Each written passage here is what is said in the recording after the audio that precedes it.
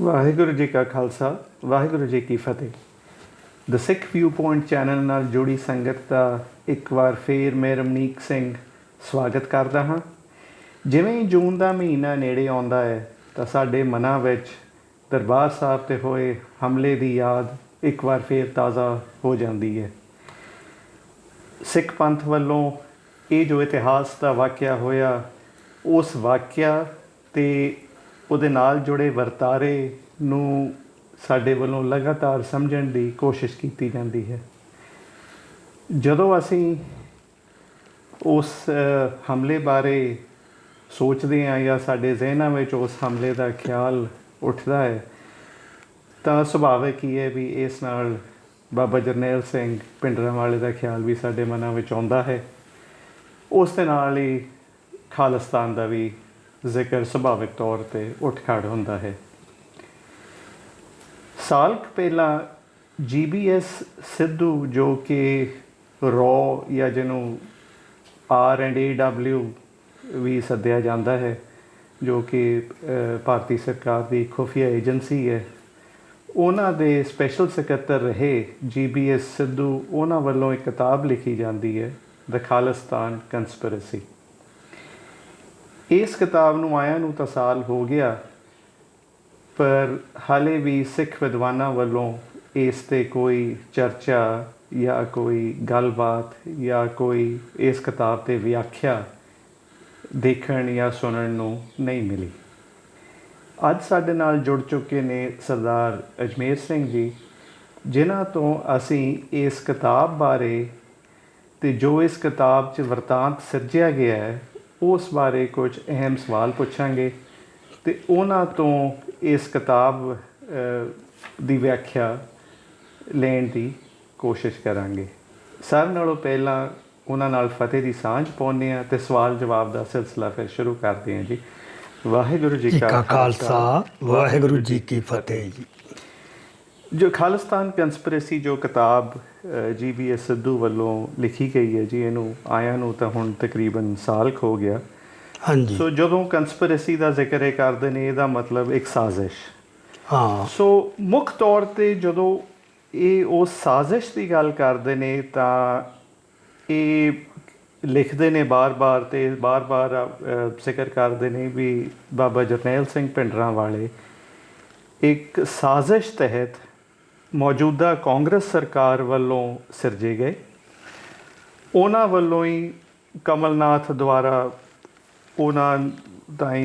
ਉਹਨਾਂ ਦੀ ਫੰਡਿੰਗ ਹੁੰਦੀ ਸੀਗੀ ਅਤੇ ਇਹ ਜਿਹੜੀ ਸਾਜ਼ਿਸ਼ ਉਹਨਾਂ ਵੱਲੋਂ ਰਚੀ ਗਈ, ਇਹ ਮਹਿਜ਼ ਅਕਾਲੀ ਦਲ ਨੂੰ ਢਾਹ ਲਾਉਣ ਦੀ ਇੱਕ ਕੋਸ਼ਿਸ਼ ਸੀਗੀ। ਸਰ ਨਾਲੋਂ ਪਹਿਲਾਂ ਤਾਂ ਅਸੀਂ ਤੁਹਾਡੇ ਤੋਂ ਪੁੱਛਣਾ ਚਾਹੁੰਦੇ ਹਾਂ ਬਈ ਇਸ ਸਾਜ਼ਿਸ਼ 'ਚ ਕਿੰਨੀ ਕੁ ਹਕੀਕਤ ਤੁਸੀਂ ਦੇਖਦੇ ਹੋ?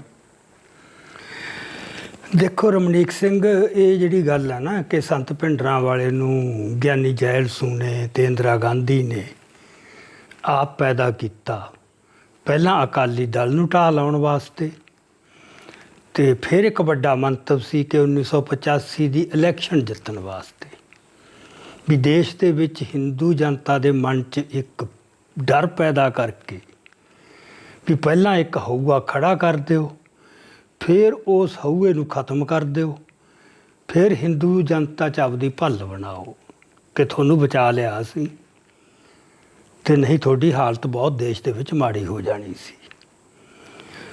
ਇਹ ਵਰਤਾਂਤ ਇਹ ਨਾ ਮਾਨੀ, ਇਹ ਉਦੋਂ ਤੋਂ ਹੀ ਮਤਲਬ ਸ਼ੁਰੂ ਹੋ ਗਿਆ ਸੀਗਾ 80 ਤੋਂ ਹੀ ਤਕਰੀਬਨ, ਅਤੇ ਮੇਨਲੀ ਪੱਤਰਕਾਰਾਂ ਨੇ ਸਿਰਜਿਆ ਇਹ ਅਤੇ ਵਿਰੋਧੀਆਂ ਨੇ ਉਹਨੂੰ ਫਿਰ ਦੁਹਰਾਇਆ, ਜਿੰਨੇ ਵੀ ਵਿਰੋਧੀ ਸੀਗੇ, ਈਵਨ ਅਕਾਲੀ ਆਗੂਆਂ ਨੇ ਵੀ ਜਿਹੜੇ ਸੰਤਾਂ ਦੇ ਵਿਰੋਧੀ ਸੀ, ਉਹਨਾਂ ਨੇ ਇਸ ਸਿਧਾਂਤ ਨੂੰ ਸਿੱਧੇ ਜਾਂ ਅਸਿੱਧੇ ਤੌਰ 'ਤੇ ਪ੍ਰਚਾਰਿਆ। ਸੋ ਦੈਟ ਵੇ ਤਾਂ ਇਹ ਕੋਈ ਨਵੀਂ ਗੱਲ ਨਹੀਂ, ਪਰ ਨਵੀਂ ਗੱਲ ਇਹਦੇ 'ਚ ਦੋ ਹੈ ਜਿਹੜੀਆਂ। ਇੱਕ ਤਾਂ ਇਹ ਕਿ ਹੁਣ ਇੱਕ ਰਾਜ ਹੈ ਜਿਹੜੀ ਦੇਸ਼ ਦੀ ਚੋਟੀ ਦੀ ਖੁਫੀਆ ਏਜੰਸੀ ਹੈ, ਉਸ ਦੇ ਇੱਕ ਵੱਡੇ ਅਫਸਰ ਵੱਲੋਂ, ਛੋਟਾ ਮੋਟਾ ਨਹੀਂ, ਉੱਪਰਲੀ ਪਰਤ ਦੇ ਅਫਸਰ ਵੱਲੋਂ ਇਹ ਗੱਲ ਕਹਿਣੀ ਤਾਂ ਉਹਦੀ ਜਿਹੜੀ ਭਰੋਸੇਯੋਗਤਾ ਲੋਕਾਂ 'ਚ ਹੋਰ ਵੱਧ ਬਣ ਜਾਂਦੀ ਆ ਪੱਤਰਕਾਰ ਨਾਲੋਂ ਵੱਧ।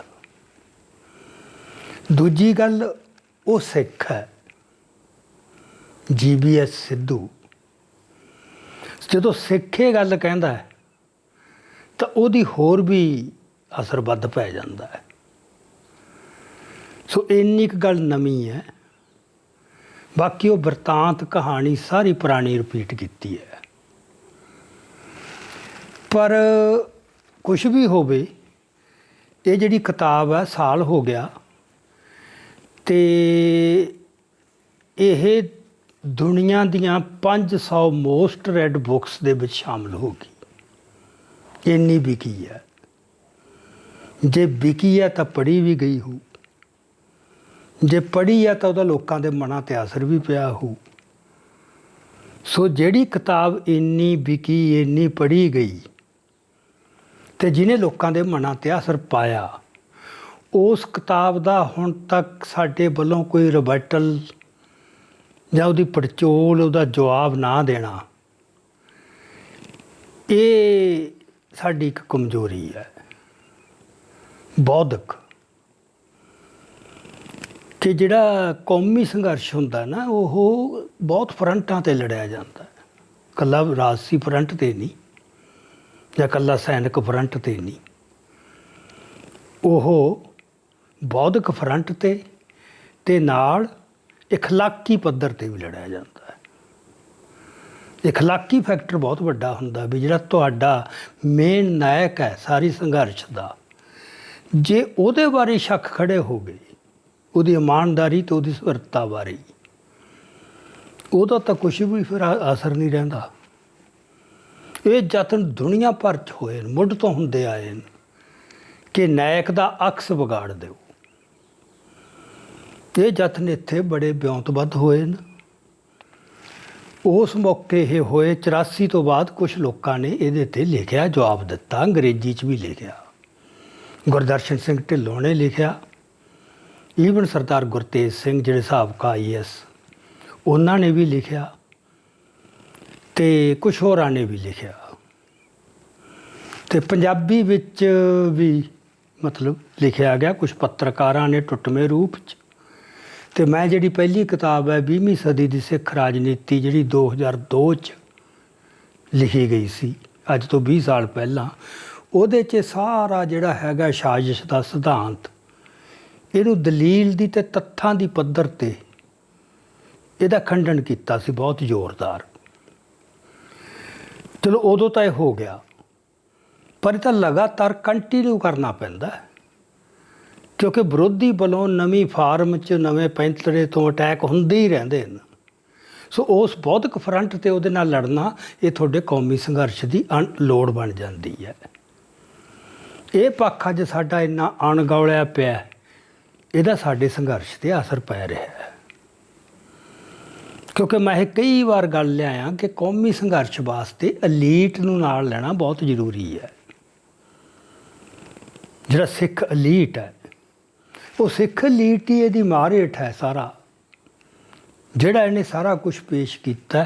ਪੜ੍ਹੀ ਵੀ ਇਹ ਉਹਨਾਂ ਤੋਂ ਗਈ ਹੈ, ਸਲਾਹੀ ਵੀ ਉਹਨਾਂ ਵੱਲੋਂ ਗਈ ਹੈ। ਸੋ ਅਸੀਂ ਤਾਂ ਕਹਿ ਸਕਦੇ ਹਾਂ ਵੀ ਇਹ ਤਾਂ ਘਸਿਆ ਪਿਟਾ ਹੈ, ਪਹਿਲਾਂ ਵੀ ਗੱਲਾਂ ਹੋਈਆਂ, ਇਹਦਾ ਕੋਈ ਫਰਕ ਨਹੀਂ, ਸਾਨੂੰ ਕੋਈ ਫਰਕ ਨਹੀਂ ਪੈਂਦਾ।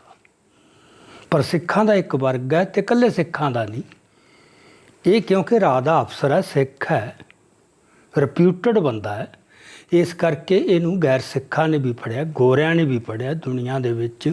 ਪਰ ਦੁਨੀਆ ਭਰ ਦੀਆਂ ਏਜੰਸੀਆਂ ਨੇ ਜ਼ਰੂਰ ਇਹਦੇ 'ਤੇ ਇੰਟਰਸਟ ਲਿਆ ਹੋਊ ਕਿ ਭਾਰਤ ਦੀ ਖੁਫੀਆ ਏਜੰਸੀ ਦੇ ਇੱਕ ਵੱਡਾ ਅਫਸਰ ਭਲਾ ਕੀ ਕਹਿ ਰਿਹਾ ਹੈ। ਸੋ ਮੇਰੇ ਮੁਤਾਬਕ ਇਹਦਾ ਜਵਾਬ ਤੁਰਤ ਦੇਣਾ ਬਣਦਾ ਸੀ। ਅਤੇ ਢੁਕਵੀਂ ਜਿਹੜੀ ਫਾਰਮ ਸੀ ਜਵਾਬ ਦੀ, ਉਹ ਤਾਂ ਇਹ ਸੀ ਕਿ ਕਿਤਾਬ ਦੇ ਰੂਪ 'ਚ ਹੀ ਦਿੱਤਾ ਜਾਂਦਾ। ਉਹਨੇ ਕਿਤਾਬ ਲਿਖੀ ਹੈ, ਉਹਦੇ ਮੁਕਾਬਲੇ 'ਤੇ ਕਿਤਾਬ ਲਿਆਂਦੀ ਜਾਂਦੀ, ਉਹਦਾ ਕ੍ਰਿਟੀਕ ਅੰਗਰੇਜ਼ੀ ਵਿੱਚ। ਉਹ ਅਸਲ ਗੱਲ ਬਣਨੀ ਸੀ, ਉਹ ਨਹੀਂ ਹੋ ਸਕਿਆ। ਹੁਣ ਕਿਉਂ ਨਹੀਂ ਹੋਇਆ, ਇਹਦੇ ਆਪਾਂ ਇੱਥੇ ਕਾਰਨਾਂ 'ਚ ਨਾ ਜਾਈਏ, ਪਰ ਆਪਾਂ ਇਹ ਮੰਨ ਲਈਏ ਇਹ ਸਾਡੀ ਕਮਜ਼ੋਰੀ ਹੈ, ਸਾਡੀ ਸੰਘਰਸ਼ ਦੀ, ਸਾਡੀ ਕੌਮ ਦੀ ਕਮਜ਼ੋਰੀ ਹੈ। ਸਾਡੇ ਕੋਲ ਇਹ ਨਹੀਂ ਵੀ ਵਿਦਵਾਨ ਹੈ ਨਹੀਂ, ਬਾਹਰ ਵੀ ਬੈਠੇ ਨੇ, ਬਾਹਰਲੀਆਂ ਯੂਨੀਵਰਸਿਟੀਆਂ 'ਚ ਪੜ੍ਹਨ ਦਾ ਸੁਭਾਗ ਵੀ ਮਿਲਿਆ ਬੰਦਿਆਂ ਨੂੰ, ਪਰ ਅਨਫਾਰਚੂਨੇਟਲੀ ਉਹ ਇੱਕ ਦੂਜੇ ਦੀ ਨਿੰਦਿਆ ਕਰਨ 'ਤੇ ਬੜੇ ਨੀਵੇਂ ਪੱਧਰ 'ਤੇ ਸੋਸ਼ਲ ਮੀਡੀਏ 'ਤੇ ਸਾਰਾ ਆਪਦਾ ਜਿਹੜਾ ਇੰਟਲੈਕਟ ਹੈ, ਐਨਰਜੀ ਆ, ਉੱਥੇ ਲਾਈ ਜਾਂਦੇ ਆ। ਸੋ ਜੇ ਕਿਤੇ ਇਹੋ ਜਿਹੇ ਕੰਮ ਕੀਤੇ ਹੋਣ ਤਾਂ ਉਹਨਾਂ ਦੀ ਬਹੁਤ ਕੌਮ ਨੂੰ ਵੱਡੀ ਦੇਣ ਹੋਣੀ ਸੀ। ਇਹ ਨਹੀਂ ਹੋਇਆ। ਮੈਂ ਪੰਜਾਬੀ 'ਚ ਲਿਖਤੀ ਸੀਗੀ ਅੱਜ ਤੋਂ 20 ਸਾਲ ਪਹਿਲਾਂ, ਸਾਰੀ ਬੜੀ, ਤੇ ਪਰ ਹੁਣ ਉਹ ਕਿਤਾਬ ਅੰਗਰੇਜ਼ੀ 'ਚ ਨਹੀਂ ਆ ਸਕੀ। ਉਦੋਂ ਦੀ ਅਸੀਂ ਯਤਨਸ਼ੀਲ ਹਾਂ, ਕੋਈ ਇਹਨੂੰ ਇੰਗਲਿਸ਼ 'ਚ ਟਰਾਂਸਲੇਟ ਕਰਦੇ, ਕੋਈ ਵੀ ਬੰਦਾ ਨਹੀਂ ਮਿਲ ਰਿਹਾ, ਕੋਈ ਤਿਆਰ ਹੀ ਨਹੀਂ। ਪੈਸੇ ਪਹਿਲਾਂ ਦੇਣ ਨੂੰ ਤਿਆਰ ਹਾਂ। ਸੋ ਜਿਹੜਾ ਮਤਲਬ ਯੋਗ ਹੋਵੇ, ਜਿਹਨੂੰ ਥੋਟ 'ਚ ਦੀ ਕਲੈਰਿਟੀ ਉਨੀ ਹੋਵੇ ਅਤੇ ਦੋਵਾਂ ਭਾਸ਼ਾਵਾਂ 'ਤੇ ਕਮਾਂਡ ਹੋਵੇ। ਸੋ ਬਣਦਾ ਤਾਂ ਇਹ ਸੀ ਕੋਈ ਬੰਦਾ ਫਰੈਸ਼ ਲਿਖਦਾ ਹੈ। ਅਤੇ ਚਲੋ ਹੁਣ ਆਪਾਂ ਇਹ 'ਤੇ ਕੁਛ ਨਹੀਂ ਕਰ ਸਕਦੇ। ਆਪਾਂ ਫਿਰ ਇਹੀ ਸੋਚਿਆ ਸੀ ਕਿ ਇਹਦੇ 'ਤੇ ਗੱਲ ਕਰੀਏ। ਸਾਲ ਹੋ ਗਿਆ ਹੁਣ, ਫਿਰ ਆ ਰਿਹਾ ਜੂਨ ਦਾ ਹਫ਼ਤਾ, ਅਤੇ ਆਪਾਂ ਇਹ ਦੇਖੀਏ ਕਿਤਾਬ ਦੇ ਵਿੱਚ ਕਿੰਨਾ ਕੁ ਤੰਤ ਹੈ, ਉਹਦੀਆਂ ਦਲੀਲਾਂ ਨੂੰ ਆਪਾਂ ਦੇਖਦੇ ਹਾਂ ਉਹ ਕਿੰਨੀਆਂ ਕੁ ਪੁਖਤਾ ਨੇ। ਸੋ ਇਹ ਤਾਂ ਹੋ ਗਿਆ, ਚਲੋ ਇੰਨੀ ਕੁ ਗੱਲ। ਹੁਣ ਤੁਸੀਂ ਵੀ ਕਿਤਾਬ ਦੇਖੀ ਹੈ, ਉਹਨੇ ਇੰਟਰਵਿਊਜ਼ ਵੀ ਬਹੁਤ ਦਿੱਤੀਆਂ, ਕਈ ਚੈਨਲਾਂ 'ਤੇ ਜਾ ਕੇ ਉਹਨੇ ਇੰਟਰਵਿਊਜ਼ ਦਿੱਤੀਆਂ, ਪਰ ਉਹ ਜਿੰਨੇ ਵੀ ਇੰਟਰਵਿਊਜ਼ ਦਿੱਤੀਆਂ ਉਹਨੇ ਉਹ ਸਾਰੀਆਂ ਹੀ ਫਰੈਂਡਲੀ ਇੰਟਰਵਿਊਜ਼ ਹੈ, ਪਲਾਨ ਕਰਕੇ ਦਿੱਤੀਆਂ ਗਈਆਂ। ਕੋਈ ਪੇਸ਼ਾਵਰ ਉਹਨਾਂ 'ਚੋਂ ਪੱਤਰਕਾਰ ਨਹੀਂ ਜਿਹੜਾ ਇੰਟਰਵਿਊ ਕਰ ਰਿਹਾ ਹੈ, ਕੋਈ ਉਹਨੂੰ ਕਨਫਰੰਟ ਨਹੀਂ ਕਰ ਰਿਹਾ। ਉਹ ਤਾਂ ਇਹ ਸੀ ਵੀ ਆਪਾਂ ਆਪਦੀ ਗੱਲ ਨੂੰ ਵਾਈਡਰ ਲੈਵਲ 'ਤੇ ਲੈ ਕੇ ਜਾਣ ਵਾਸਤੇ ਉਹ ਫੈਸਿਲੀਟੇਟਰ ਨੇ। ਚਲੋ ਕੁਛ ਵੀ ਹੈ, ਉਹਦਾ ਵੀ ਅਸਰ ਪਿਆ ਹੈ। ਅਤੇ ਇਸ ਕਰਕੇ ਨਾ ਆਪਾਂ ਅੱਜ ਇਹਨੂੰ ਇੱਥੇ ਅਜੇ ਵੀ ਮਤਲਬ ਮੇਰੀ ਅਪੀਲ ਇਹ ਹੈ ਵੀ ਜੇ ਕੋਈ ਬੰਦਾ ਹੈ ਅੰਗਰੇਜ਼ੀ 'ਚ ਕਿਤਾਬ ਲਿਖੇ ਜਾਂ ਅੰਗਰੇਜ਼ੀ 'ਚ ਇਹਦਾ ਕਟੀਕ, ਭਾਵੇਂ ਆਡੀਓ ਵੀਡੀਓ ਹੀ ਲਿਆ ਆਵੇ, ਇਹ ਕੰਮ ਹੋਣਾ ਚਾਹੀਦਾ। ਇਸ ਨੂੰ ਅਣਗੌਲਾ ਨਹੀਂ ਕਰਨਾ ਚਾਹੀਦਾ। ਇਹ ਇੰਨੇ ਕੁ ਇਸ ਗੱਲ ਬਾਰੇ ਤਾਂ ਮੇਰਾ ਇੰਨਾ ਕੁ ਸੀਗਾ ਵਿਚਾਰ ਜੀ। ਸੋ ਜਿੱਥੇ ਤਾਈਂ ਇਹ ਸਾਜ਼ਿਸ਼ ਦੀ ਗੱਲ ਕਰਦੇ ਨੇ, ਬਹੁਤ ਜ਼ਿਆਦਾ ਜਿਹੜੇ ਸ਼ਹਿਰੀ ਸਿੱਖ ਨੇ ਜਾਂ ਉਸ ਤੋਂ ਬਾਅਦ ਜਿਹੜੇ ਪੈਦਾ ਹੋਏ ਨੇ, ਜਾਂ ਜਿਹਨੂੰ ਆਪਾਂ ਚੱਲਤ ਭਾਸ਼ਾ 'ਚ ਮਾਡਰਨ ਸਿੱਖ ਕਹਿ ਲਈਏ, ਉਹ ਬਹੁਤ ਪ੍ਰਭਾਵਿਤ ਹੁੰਦੇ ਨੇ ਇਸ ਗੱਲ ਤੋਂ ਵੀ ਐਡਾ ਵੱਡਾ ਵਰਤਾਰਾ ਹੁੰਦਾ ਹੈ। ਇਹ ਜਦ ਤਾਈਂ ਸਟੇਟ ਦਾ ਜਾਂ ਹੁਕਮਰਾਨ ਦਾ ਥਾਪੜਾ ਨਾ ਹੋਵੇ, ਉਸ ਤੋਂ ਬਿਨਾਂ ਇਹ ਮੁਮਕਿਨ ਹੀ ਹੈ ਨਹੀਂ ਗਾ। ਉਹਨਾਂ ਦਾ ਸਿੱਧੇ ਤੌਰ 'ਤੇ ਉਹ ਕਹਿੰਦੇ ਨੇ ਬਈ ਹਥਿਆਰ ਅੰਦਰ ਜਾਂਦੇ ਸੀਗੇ ਜਾਂ ਟ੍ਰੇਨਿੰਗ ਹੁੰਦੀ ਹੋਊਗੀ। ਐਂ ਤਾਂ ਹੋ ਹੀ ਨਹੀਂ ਸਕਦਾ ਵੀ ਸਰਕਾਰਾਂ ਨੂੰ ਇਸ ਬਾਰੇ ਇਲਮ ਨਾ ਹੋਵੇ। ਹਾਂ ਉਹ ਬੜੇ ਤੱਥ ਲਿਆਉਂਦੇ ਨੇ, ਉਹ ਤੱਥ ਲੋਕਾਂ ਨੂੰ ਜੱਚਦੇ ਹੈ। ਇਹਦੇ 'ਚ ਦੇਖੋ ਆਪਣਾ ਰਮਨੀਕ ਸਿੰਘ, ਇਹ ਜਿਹੜੀ ਹੈਗੀ ਹੈ ਨਾ, ਮੈਂ ਆਪਦੀ ਉਸ ਕਿਤਾਬ 'ਚ ਪੰਜਾਬੀ ਵਾਲੀ 'ਚ 20ਵੀਂ ਸਦੀ ਦੀ ਸਿੱਖ ਰਾਜਨੀਤੀ 'ਚ ਜਿਹੜਾ ਸਾਜ਼ਿਸ਼ ਦਾ ਸਿਧਾਂਤ, ਉਹਦੇ 'ਚ ਫਲਾਅ ਕੀ ਆ, ਉਹਦੇ 'ਚ ਕਮਜ਼ੋਰੀਆਂ ਕੀ ਆ, ਉਹ ਮੈਂ ਗੱਲ ਕਰ ਚੁੱਕਿਆ। ਉਹ ਆਪਾਂ ਇੱਥੇ ਵੀ ਅੱਜ ਕਰਾਂਗੇ,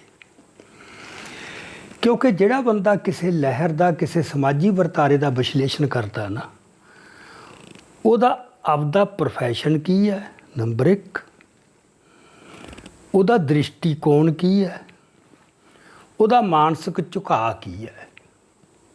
ਇਹ 3 ਚੀਜ਼ਾਂ ਦੇਖਣੀਆਂ ਬਹੁਤ ਜ਼ਰੂਰੀ ਹੈ। ਪ੍ਰੋਫੈਸ਼ਨ ਅਸਰ ਪਾਉਂਦਾ ਬੰਦੇ 'ਤੇ। ਫਾਰ ਐਗਜ਼ਾਮਪਲ ਕੋਈ ਪੋਲੀਟੀਕਲ ਸਾਇੰਟਿਸਟ ਹੈ, ਪ੍ਰੋਫੈਸਰ ਹੈ ਪੋਲੀਟੀਕਲ ਸਾਇੰਸ ਦਾ,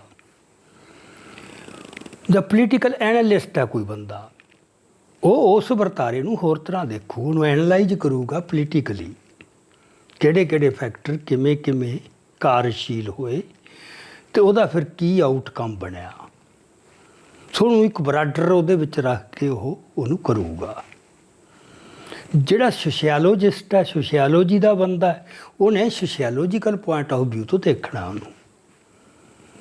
ਜਿਹੜਾ ਕੋਈ ਸਾਈਕਾਲੋਜਿਸਟ ਹੈ, ਉਹਨੇ ਉਹਦੇ ਸਾਈਕੋਲੋਜੀਕਲ ਪੁਆਇੰਟ ਆਫ ਵਿਊ ਤੋਂ ਵੀ ਦੇਖਣਾ ਹੈ। ਇਹ ਸਾਰੀਆਂ ਗੱਲਾਂ ਅਸਰ ਪਾਉਂਦੀਆਂ ਹੁੰਦੀਆਂ। ਸਾਈਕਾਲੋਜੀ ਦਾ ਵੀ ਫੈਕਟਰ ਹੁੰਦਾ, ਰੀਡ ਕਰਨੀ ਚਾਹੀਦੀ ਹੈ ਸਾਰੇ ਪਾਤਰਾਂ ਦੀ ਅਤੇ ਧਿਰਾਂ ਦੀ ਵੀ। ਇਕੱਲੇ ਇੰਡੀਵਿਜੂਅਲਸ ਦੀ ਨਹੀਂ, ਵਰਗਾਂ ਦੀ ਵੀ। ਜਿਵੇਂ ਸਿੱਖ ਸਾਈਕੀ ਦੀ ਸਮਝ ਚਾਹੀਦੀ ਹੈ, ਹਿੰਦੂ ਸਾਈਕੀ ਦੀ ਸਮਝ ਚਾਹੀਦੀ ਹੈ। ਅਤੇ ਇਹ ਹੁਣ ਫਰਕ ਪੈਂਦਾ ਹੈ। ਜਿਹੜਾ ਬੰਦਾ ਖੁਫੀਆ ਏਜੰਸੀ ਦਾ ਹੈ, ਉਹਦਾ ਕੰਮ ਕੀ ਹੈ? ਹੀ ਸਾਜ਼ਿਸ਼ਾਂ ਨਾਲ ਡੀਲ ਕਰਨਾ ਹੈ, ਦੂਜੇ ਦੀ ਸਾਜ਼ਿਸ਼ ਬੁੱਝਣੀ ਹੈ, ਆਪ ਸਾਜ਼ਿਸ਼ ਉਹਨੂੰ ਫੇਲ ਕਰਨਾ, ਆਪ ਸਾਜ਼ਿਸ਼ ਕਰਨੀ ਹੈ ਤਾਂ ਕਿ ਉਹਨੂੰ ਨਾਕਾਮ ਕੀਤਾ ਜਾ ਸਕੇ। ਮਤਲਬ ਧੰਦਾ ਹੀ ਇਹੀ ਹੈ ਨਾ, ਖੁਫੀਆ ਜਾਣਕਾਰੀ ਇਸ ਪੱਖੋਂ ਹੀ ਉਹ ਇਕੱਠੀ ਕਰਦੇ ਨੇ। ਅਤੇ ਇਹ ਜਿਹੜੀ ਰਾਹ ਹੈ ਮੇਨਲੀ, ਇਹ ਇਕੱਲੀ ਇੰਟਰਨਲ ਵਾਸਤੇ ਨਹੀਂ, ਜਿਵੇਂ ਆਈ ਵੀ ਹੈ ਜਾਂ ਹੋਰ ਹੈ ਨਾ, ਜਾਂ ਆਹ CID ਵਗੈਰਾ ਹੁੰਦੀ ਆ ਆਪਣੇ, ਉਹ ਹੁੰਦੀਆਂ ਦੇਸ਼ ਦੇ ਅੰਦਰ ਖੁਫੀਆ ਜਾਣਕਾਰੀ ਲੈਣੀ। ਜਿਹੜੀ ਰਾਹ ਦੀ ਸਥਾਪਨਾ ਹੋਈ ਸੀ, ਹੋਈ ਇਸ ਵਾਸਤੇ ਸੀ ਕਿ ਬਾਹਰਲੇ ਮੁਲਕਾਂ ਦੀ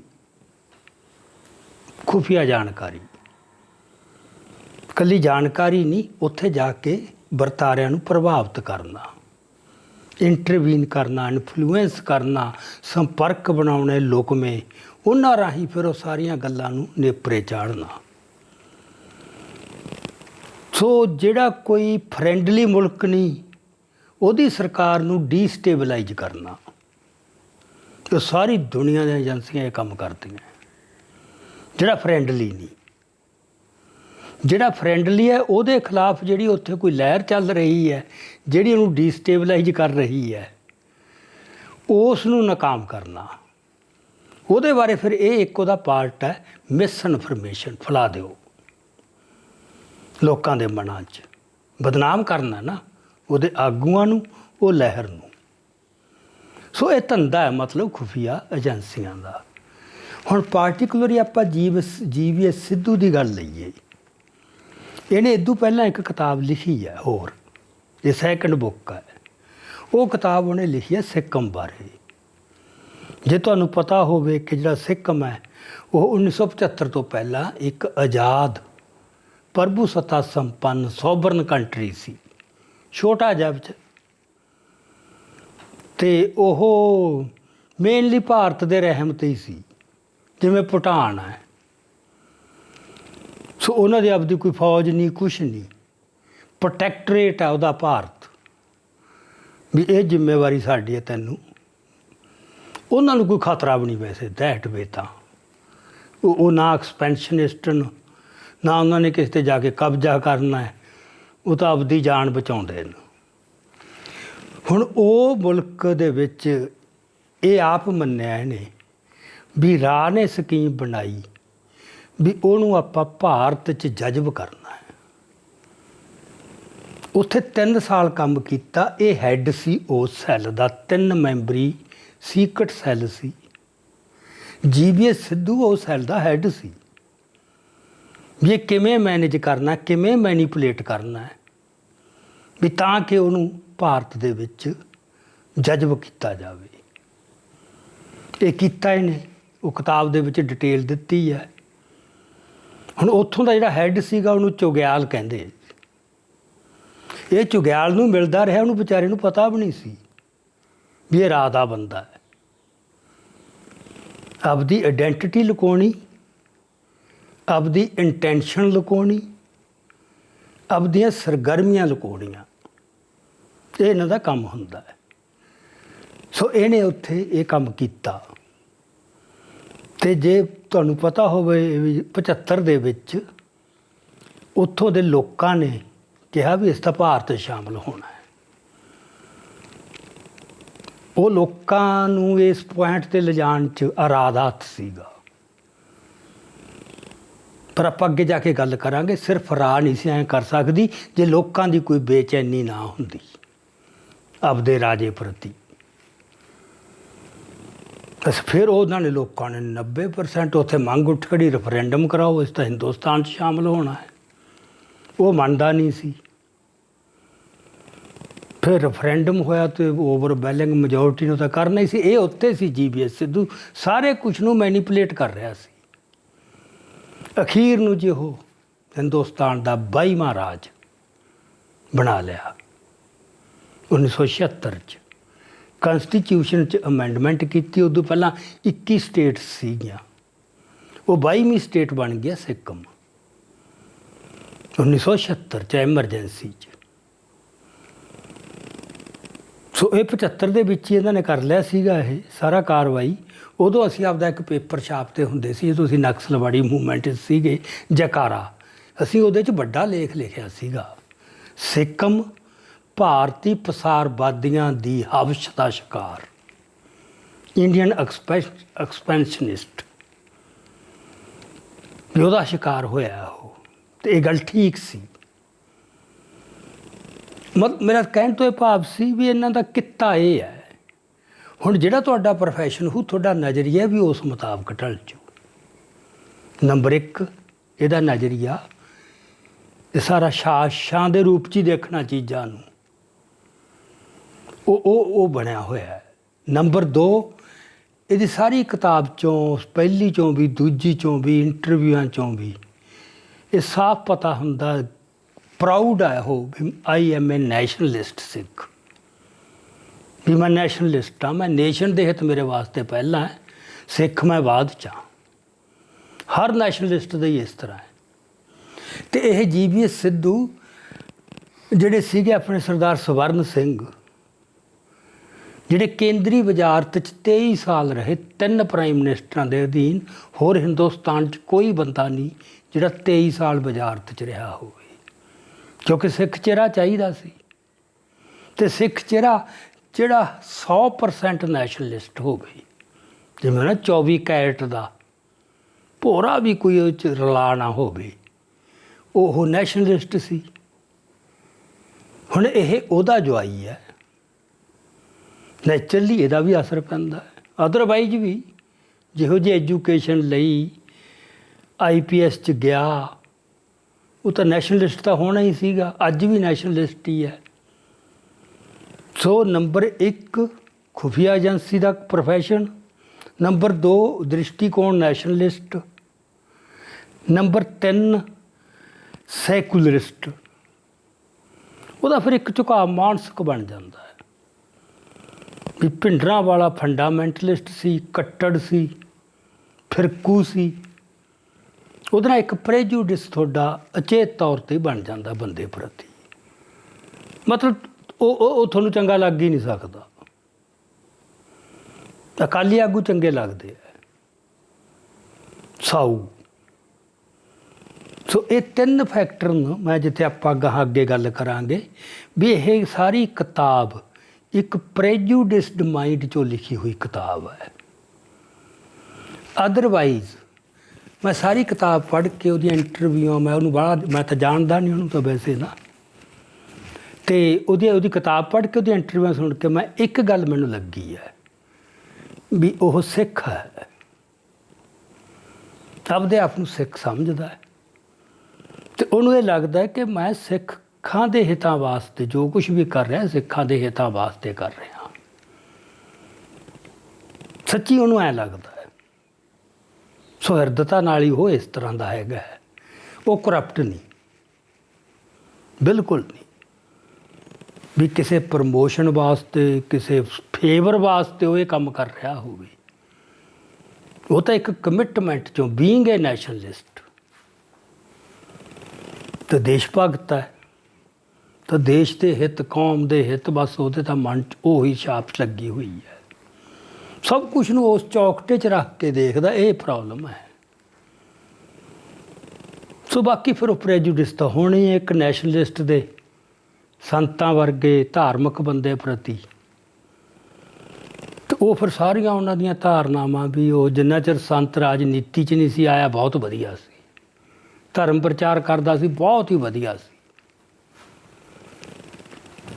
ਅਤੇ ਰਾਜਨੀਤੀ 'ਚ ਆਉਣ ਨਾਲ ਉਹਦੀ ਗੜਬੜ ਹੋ ਗਈ, ਅਤੇ ਰਾਜਨੀਤੀ 'ਚ ਉਹ ਲਿਆਂਦਾ ਗਿਆ। ਫਿਰ ਉਹ ਹੱਥ ਠੋਕਾ ਬਣਿਆ, ਉਹਦਾ ਹਰ ਐਕਟ ਜੋ ਇੰਦਰਾ ਚਾਹੁੰਦੀ ਸੀ, ਜੋ ਗਿਆਨੀ ਜੈਲਸੂ ਚਾਹੁੰਦਾ ਸੀ, ਅਤੇ ਇਹਨੇ ਫਿਰ ਉਹਨੂੰ ਨਾਂ ਦਿੱਤਾ ਇੱਕ ਬਨ ਅਕਬਰ ਰੋਡ ਗਰੁੱਪ, ਕਿ ਇੰਦਰਾ ਗਾਂਧੀ ਦਾ ਜਿਹੜਾ ਪਰਸਨਲ ਆਫਿਸ ਸੀ ਉਹਦੇ ਰੈਜੀਡੈਂਸ ਦੇ ਨਾਲ ਅਕਰੋਸ ਦੀ ਰੋਡ, ਉਹਦਾ ਨੰਬਰ ਸੀ 1 ਅਕਬਰ ਰੋਡ, ਹਾਊਸ ਨੰਬਰ 1।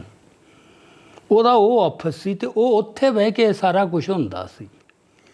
ਉੱਥੇ ਉਹ ਇੱਕ ਗਰੁੱਪ ਬਣ ਗਿਆ। ਇਹਨੇ ਉਹ 2 ਪੜਾਅ ਦਿੱਤੇ ਨੇ ਸਾਰੇ ਆਪਰੇਸ਼ਨ ਦੇ। ਇੱਕ ਪਹਿਲਾ 80 ਤੱਕ ਦਾ, ਜਿਹਦੇ 'ਚ ਮੇਨ ਗੱਲ ਹੈ ਵੀ ਅਕਾਲੀਆਂ ਨੂੰ ਜਨਤਾ ਪਾਰਟੀ ਨੂੰ ਕਿਵੇਂ ਤੋੜਿਆ ਜਾਵੇ ਜਾਂ ਜਨਤਾ ਪਾਰਟੀ ਵਾਸਤੇ ਮੁਸ਼ਕਲਾਂ ਖੜੀਆਂ ਕਰ ਦਿੱਤੀਆਂ ਜਾਣ ਤਾਂ ਕਿ ਜਿਹੜੀ ਪੰਜਾਬ 'ਚ ਸਰਕਾਰ ਹੈ ਅਕਾਲੀ ਜਨਤਾ ਗੱਠਜੋੜ ਉਹ ਡੀਸਟੇਬਲਾਈਜ਼ ਹੋ ਜਾਏ, ਫੇਰ ਹੀ ਕਾਂਗਰਸ ਦਾ ਰਾਹ ਪੱਧਰਾ ਹੋਊਗਾ। ਉਹ ਹੋ ਵੀ ਗਿਆ। ਮੱਧਕਾਲੀ ਚੋਣਾਂ ਹੋਈਆਂ 80 'ਚ, ਪੰਜਾਬ 'ਚ ਕਾਂਗਰਸ ਸਰਕਾਰ ਆ ਗਈ। ਸੋ ਇਹਨੂੰ ਕਹਿੰਦਾ ਪਾਰਟ 1 ਉਸ ਆਪਰੇਸ਼ਨ ਦਾ। ਪਾਰਟ 2 ਕਹਿੰਦਾ ਸੀ ਵੀ ਜਦੋਂ ਉਹਨਾਂ ਨੇ ਦੇਖਿਆ ਵੀ ਪਿੰਡਾਂ ਵਾਲੇ ਨੇ ਇੰਨਾ ਸੋਹਣਾ ਕੰਮ ਕਰਤਾ ਸਾਡਾ ਪੰਜਾਬ 'ਚ, ਵੀ ਫਿਰ ਉਹ ਤੋਂ ਵੱਡੇ ਪੱਧਰ 'ਤੇ ਕੰਮ ਕਿਉਂ ਨਾ ਲਈਏ, ਫਿਰ 85 ਦੀ ਇਲੈਕਸ਼ਨ ਕਿਉਂ ਨਾ ਜਿੱਤੀ ਜਾਵੇ।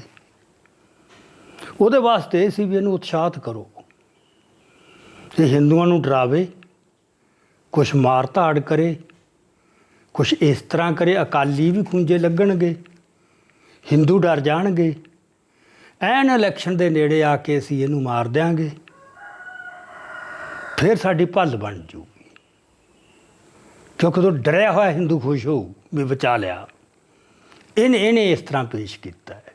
ਹੁਣ ਇਹ ਆਮ ਬੰਦੇ ਨੂੰ ਨਾ ਇਹ ਜੱਚ ਜਾਂਦਾ ਹੈ ਵੀ ਐਂ ਹੋਇਆ ਯਾਰ ਉਹ, ਕਿਉਂਕਿ ਜੋ ਤੱਥ ਵਾਪਰੇ, ਜੋ ਘਟਨਾਵਾਂ ਵਾਪਰੀਆਂ, ਜੋ ਘਟਨਾਕ੍ਰਮ ਵਾਪਰਿਆ, ਉਹ ਇਹਨੇ ਗਲਤ ਨਹੀਂ, ਉਹ ਸਾਰੀਆਂ ਸੱਚੀਆਂ ਨੇ ਵੀ ਐਂ ਹੋਇਆ ਐਂ ਹੋਇਆ। ਉਹਦੀ ਜਿਹੜੀ ਇਹਨੇ ਵਿਆਖਿਆ ਸਿਰਜਤੀ ਉਹ ਝੂਠੀ ਹੈ। ਸੋ ਮੈਂ ਵੀ ਆਪਦੀ ਕਿਤਾਬ 'ਚ ਜਿਹੜੀ 20ਵੀਂ ਸਦੀ ਦੀ ਸਿੱਖ ਰਾਜਨੀਤੀ ਹੈ, ਉਹਨਾਂ ਹੀ ਤੱਥਾਂ ਨੂੰ, ਉਹਨਾਂ ਘਟਨਾਵਾਂ ਨੂੰ, ਉਸ ਘਟਨਾਕ੍ਰਮ ਨੂੰ ਇੱਕ ਵੱਖਰੇ ਦ੍ਰਿਸ਼ਟੀਕੋਣ ਤੋਂ ਪੇਸ਼ ਕੀਤਾ ਹੈ। ਸੋ ਇਹਦੇ ਵਿੱਚ ਜਿਹੜਾ ਹੈਗਾ ਸਾਜ਼ਿਸ਼ ਦਾ ਸਿਧਾਂਤ, ਕੌਨਸਪੀਰੇਸੀ ਥਿਓਰੀ, ਉਹਦਾ ਜਿਹੜਾ ਮੂਲ ਉਹਦੀ ਕਮਜ਼ੋਰੀ ਕੀ ਹੈ, ਉਹ ਇਹ ਹੈ ਕਿ ਉਹ ਜਦੋਂ ਕਿਸੇ ਵਰਤਾਰੇ ਨੂੰ ਦੇਖਦਾ, ਸਮਾਜਿਕ ਵਰਤਾਰੇ ਨੂੰ, ਹੁਣ ਹਰ ਵਰਤਾਰੇ ਦੇ ਇੱਕ ਤਾਂ ਉਹਦੇ ਅੰਦਰੂਨੀ ਕੁਛ ਗਤੀ ਨਿਯਮ ਹੁੰਦੇ ਹੈ,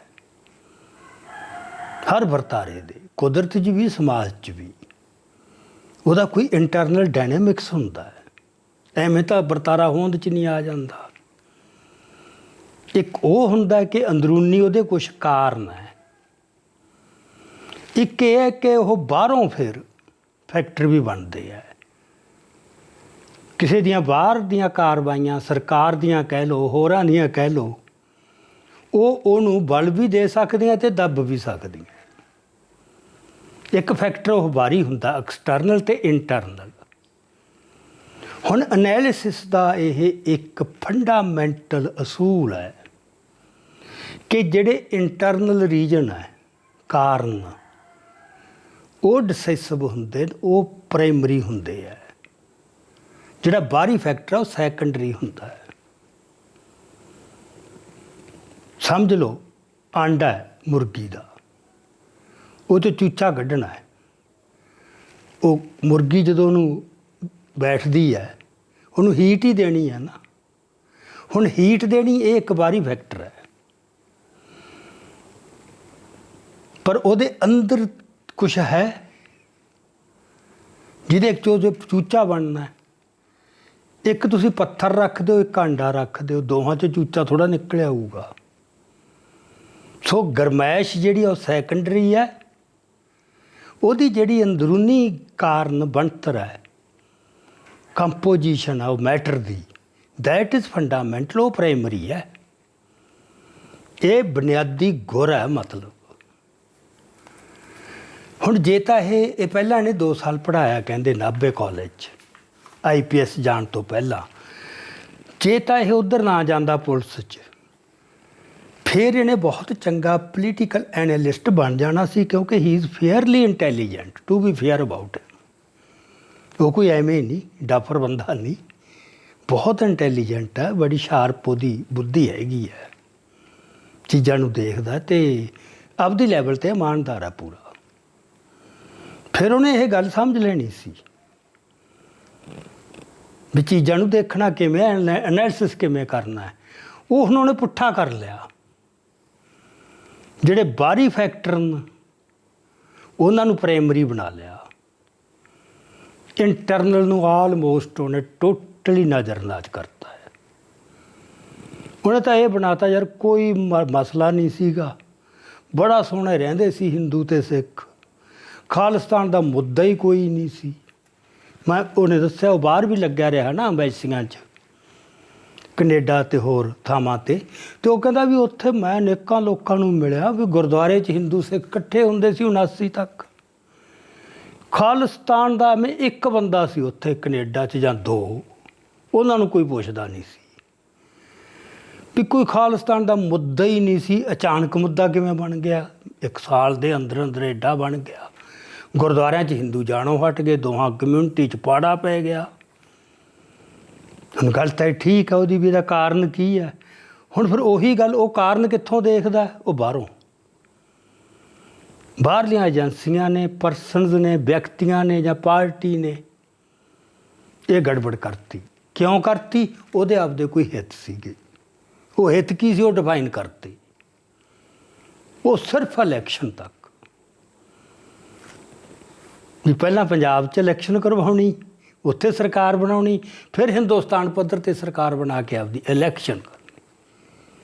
ਹੁਣ ਇਲੈਕਸ਼ਨ ਪੋਲੀਟਿਕਸ ਦਾ ਸਭ ਕੁਝ ਥੋੜ੍ਹਾ ਹੈ,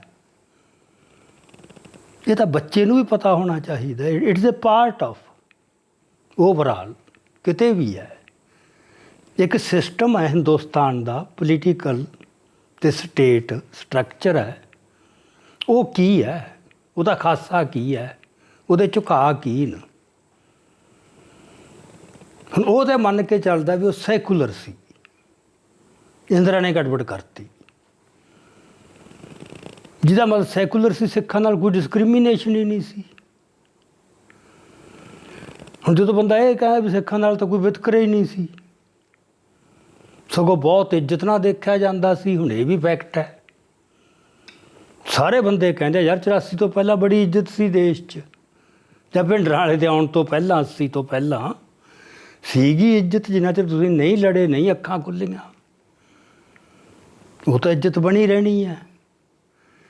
ਸੰਤ ਭਿੰਡਰਾਂਵਾਲੇ ਨੇ ਅੱਖਾਂ ਖੋਲ੍ਹਤੀਆਂ ਬਸ ਕੌਮ ਦੀਆਂ। ਉਹਨੇ ਕੁਝ ਨਵਾਂ ਥੋੜ੍ਹਾ ਸਿਰਜਤਾ, ਚੱਲ ਰਹੇ ਵਰਤਾਰਾ ਦਿਖਾਤਾ ਵੀ ਆਹ ਗੱਲ ਹੈ। ਸੋ ਗੱਲ ਕੀ? ਹਿੰਦੁਸਤਾਨ ਦਾ ਜਿਹੜਾ ਸਿਸਟਮ ਹੈ ਇਹ ਕਦੇ ਵੀ ਸੈਕੂਲਰਿਸਟ ਨਹੀਂ ਸੀ। ਇਹਦਾ ਹਿੰਦੂ ਝੁਕਾਅ ਮੁੱਢ ਤੋਂ ਹੀ ਸੀ। ਫਰਕ ਇਹ ਪਿਆ, ਪਹਿਲਾਂ ਲੁਕਮਾ ਸੀ, ਇੰਦਰਾ ਵੇਲੇ ਵੱਧ ਜ਼ਾਹਰ ਹੋ ਗਿਆ, ਅਤੇ ਆਹ ਹੁਣ BJP ਵੇਲੇ, ਮੋਦੀ ਵੇਲੇ ਟੋਟਲ ਨੰਗਾ ਹੋ ਗਿਆ। ਉਹ ਤਾਂ ਹੁਣ ਲੁਕਾਉਂਦੇ ਵੀ ਨਹੀਂ, ਉਹਨਾਂ ਤਾਂ ਨਾਰਾ ਹੀ ਹੈ, ਸਿੱਧਾ ਏਜੰਡਾ ਹੈ ਇਹ ਵੀ ਇਸ ਤਾਂ ਹਿੰਦੂ ਰਾਸ਼ਟਰ ਬਣਾਉਣਾ ਹੈ। ਹੁਣ ਐਵੇਂ ਥੋੜ੍ਹਾ ਹੋ ਗਿਆ ਇੱਕਦਮ। ਸੋ GBS ਸਿੱਧੂ ਦੀ ਜਿਹੜੀ ਅਪਰੋਚ ਹੈ ਐਨਾਲਿਸਿਸ ਦੀ, ਉਹਦੇ 'ਚ ਫੰਡਾਮੈਂਟਲ ਗੜਬੜ ਹੈ। ਇੱਕ ਤਾਂ ਉਹ ਚੀਜ਼ਾਂ ਨੂੰ ਕਿਸੇ ਕੰਟੀਨਿਊਟੀ 'ਚ ਨਹੀਂ ਦੇਖਦਾ। ਇਹ ਠੀਕ ਹੈ ਖਾਲਿਸਤਾਨ ਦਾ 80 ਤੋਂ ਪਹਿਲਾਂ ਮੁੱਦਾ ਨਹੀਂ ਸੀ, 80 ਤੋਂ ਬਾਅਦ ਬਣਿਆ, ਪਰ ਮੁੱਦੇ ਐਂ ਬਣਦੇ ਹੁੰਦੇ ਆ। ਕਿਉਂਕਿ ਡਿਸਇਲੂਜਨਮੈਂਟ ਤੋਂ ਪਹਿਲਾਂ ਤੁਸੀਂ ਵੱਖਰੇ ਰਾਜ ਵਾਸਤੇ ਜ਼ਿੰਦਗੀਆਂ ਦੇ ਦਿਓ, ਲਹੂ ਡੋਲੋ। ਜਿੰਨਾ ਚਿਰ ਤੁਹਾਨੂੰ ਇਲੂਜਨ ਹੈ, ਭਰਮ ਹੈ ਉਸ ਰਾਜ ਬਾਰੇ, ਤੁਸੀਂ ਕਿਵੇਂ ਕਰੋਗੇ? ਸੋ ਭਰਮ ਟੁੱਟਣ ਦਾ ਇੱਕ ਪ੍ਰੋਸੈਸ ਹੁੰਦਾ ਹੈ। ਇਹ ਉਸ ਤਰ੍ਹਾਂ ਨਹੀਂ ਦੇਖਦਾ ਵੀ ਸੰਤ ਦੇ ਆਉਣ ਤੋਂ ਪਹਿਲਾਂ ਭਰਮ ਸੀ, ਸੰਤਾਂ ਨੇ ਉਹ ਭਰਮ ਤੋੜਤਾ, ਫਿਰ ਮੁੱਦਾ ਤਾਂ ਹੀ ਅਚਾਨਕ ਹੀ ਪੈਦਾ ਹੋਣਾ ਸੀ। ਚੀਜ਼ ਕੋਈ ਖਲਾ 'ਚੋਂ ਤਾਂ ਕਦੇ ਵੀ ਕੁਛ ਵੀ ਪੈਦਾ, ਬੰਦਾ ਵੀ ਨਹੀਂ ਪੈਦਾ ਹੁੰਦਾ। ਮਾਂ ਪਿਓ ਦਾ ਵਿਆਹ ਹੋਊ, ਉਹ ਕਨਸੀਵ ਹੋਊ ਤਾਂ ਉਹ ਪੈਦਾ ਹੋਊਗਾ। ਅਗਲਾ ਕਹਿੰਦਾ ਹੁਣ ਵੀ GBS ਸਿੱਧੂ ਉਦੋਂ ਪਹਿਲਾਂ ਤੇ ਡੇਟ ਆਫ ਬਰਥ ਕੱਢ ਲਓ, ਤਾਂ ਹੈ ਹੀ ਨਹੀਂ ਸੀ ਪਹਿਲਾਂ। So genesis and growth of a social phenomena, ਇਹ ਕਿਸੇ ਵੀ ਪੋਲੀਟੀਕਲ ਸਾਇੰਟਿਸਟ ਨੂੰ, ਪਹਿਲੀ ਜਮਾਤ ਦੇ ਨੂੰ ਵੀ ਪਤਾ ਹੋਣਾ ਚਾਹੀਦਾ ਹੈ ਵੀ ਉਹਦੇ ਪੈਦਾ ਹੋਣ ਦੀ ਇੱਕ ਪ੍ਰਕਿਰਿਆ ਹੁੰਦੀ ਹੈ। ਉਹ 'ਚ ਕਿਹੜੇ ਕਿਹੜੇ ਫੈਕਟਰ ਕੰਮ ਕਰਦੇ, ਉਹ ਐਨਲਾਈਜ਼ ਕੀਤੇ ਜਾਂਦੇ ਆ। ਆਊਟ ਆਫ ਨੋ ਵੇਅਰ, ਕਿਸੇ ਖਲਾ 'ਚੋਂ ਨਹੀਂ। ਲੋਕ ਕਿਉਂ ਮਰਨ ਵਾਸਤੇ ਤਿਆਰ ਹੋ ਜਾਣਗੇ ਭਲਾ? ਖੁਦ ਇਹਦੇ ਕੰਮ ਦੇਖੀਏ, ਜਿਹੜਾ ਸਿੱਕਮ ਦੇ ਵਿੱਚ ਇਹਨੇ ਲੋਕਾਂ ਨੂੰ ਮੈਨੀਪੂਲੇਟ ਕੀਤਾ ਉਹਦੇ ਚੁਗਿਆਲ ਦੇ ਖਿਲਾਫ। ਜੇ ਲੋਕਾਂ 'ਚ ਕੋਈ ਬੇਚੈਨੀ ਨਾ ਹੁੰਦੀ ਉਹਦੇ ਖਿਲਾਫ, ਉਹ ਇਤਰਾਜ਼ ਨਾ ਹੁੰਦੇ ਮਨਾਂ 'ਚ, ਡਿਸਕੰਟੈਂਟਮੈਂਟ ਨਾ ਹੁੰਦੀ, ਲੋਕਾਂ ਦਾ ਦਿਮਾਗ ਖਰਾਬ ਸੀ ਵੀ ਯਾਰ ਇਸ ਤਾਂ ਹਿੰਦੁਸਤਾਨ 'ਚ ਜਾਣਾ ਹੈ, ਇਹਨੇ ਉਹਨੂੰ ਮੈਨੀਪੂਲੇਟ ਕਰ ਲਿਆ ਬਸ। ਇੱਥੇ ਇਹ ਮੰਨਣ ਨੂੰ ਤਿਆਰ ਹੀ ਨਹੀਂ ਵੀ ਸੰਤ ਦੇ ਆਉਣ ਤੋਂ ਪਹਿਲਾਂ ਸਭ ਕੁਝ ਠੀਕ ਸੀ। ਅਤੇ ਕਿਸੇ ਵੀ ਨੈਸ਼ਨਲਿਸਟ ਸਿੱਖ ਨੂੰ ਇਸ ਤਰ੍ਹਾਂ ਹੀ ਦਿਸਦਾ ਹੈ। ਇਸ ਭਰਮ 'ਚ ਹੀ ਉਹ ਜਿਉਂ ਸਕਦਾ ਚੈਨ ਨਾਲ।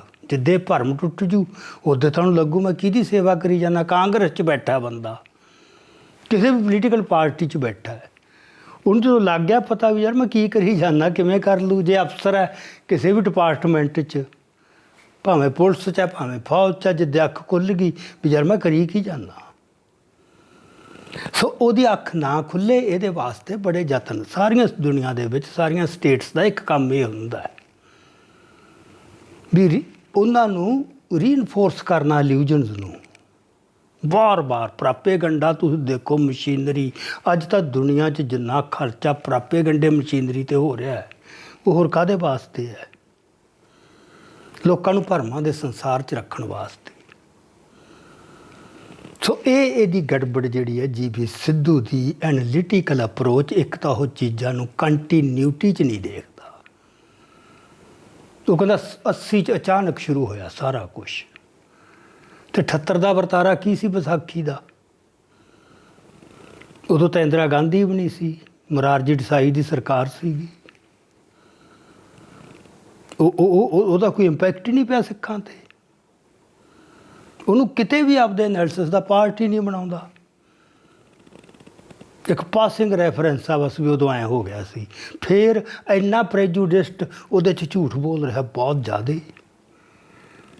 ਮਤਲਬ ਇਸ ਲੈਵਲ ਦੇ ਬੰਦਾ ਇੰਨਾ ਪ੍ਰੈਜੂਡਿਸ ਹੋ ਜੇ। ਕਹਿੰਦਾ ਭਾਈ ਫੌਜਾ ਸਿੰਘ ਨੇ ਤਲਵਾਰ ਕੱਢ ਕੇ ਨਿਰੰਕਾਰੀ ਮੁਖੀ ਨੂੰ ਮਾਰਨ ਦੀ ਕੋਸ਼ਿਸ਼ ਕੀਤੀ, ਫਿਰ ਉਹਨਾਂ ਨੇ ਫਾਇਰਿੰਗ ਕੀਤੀ। ਸਾਰੀ ਪ੍ਰੈਸ ਦੀ ਰਿਪੋਰਟ ਦੇਖ ਲਓ, ਆਈ ਵਿਟਨੈਸ 'ਚ ਤੋਂ ਦੇਖ ਲਓ, ਉਹ ਕਿੰਨੀ ਦੂਰ ਸੀ ਸਿੰਘ ਜਦੋਂ ਉਹਨਾਂ 'ਤੇ ਗੋਲੀ ਚਲਾਈ ਹੈ।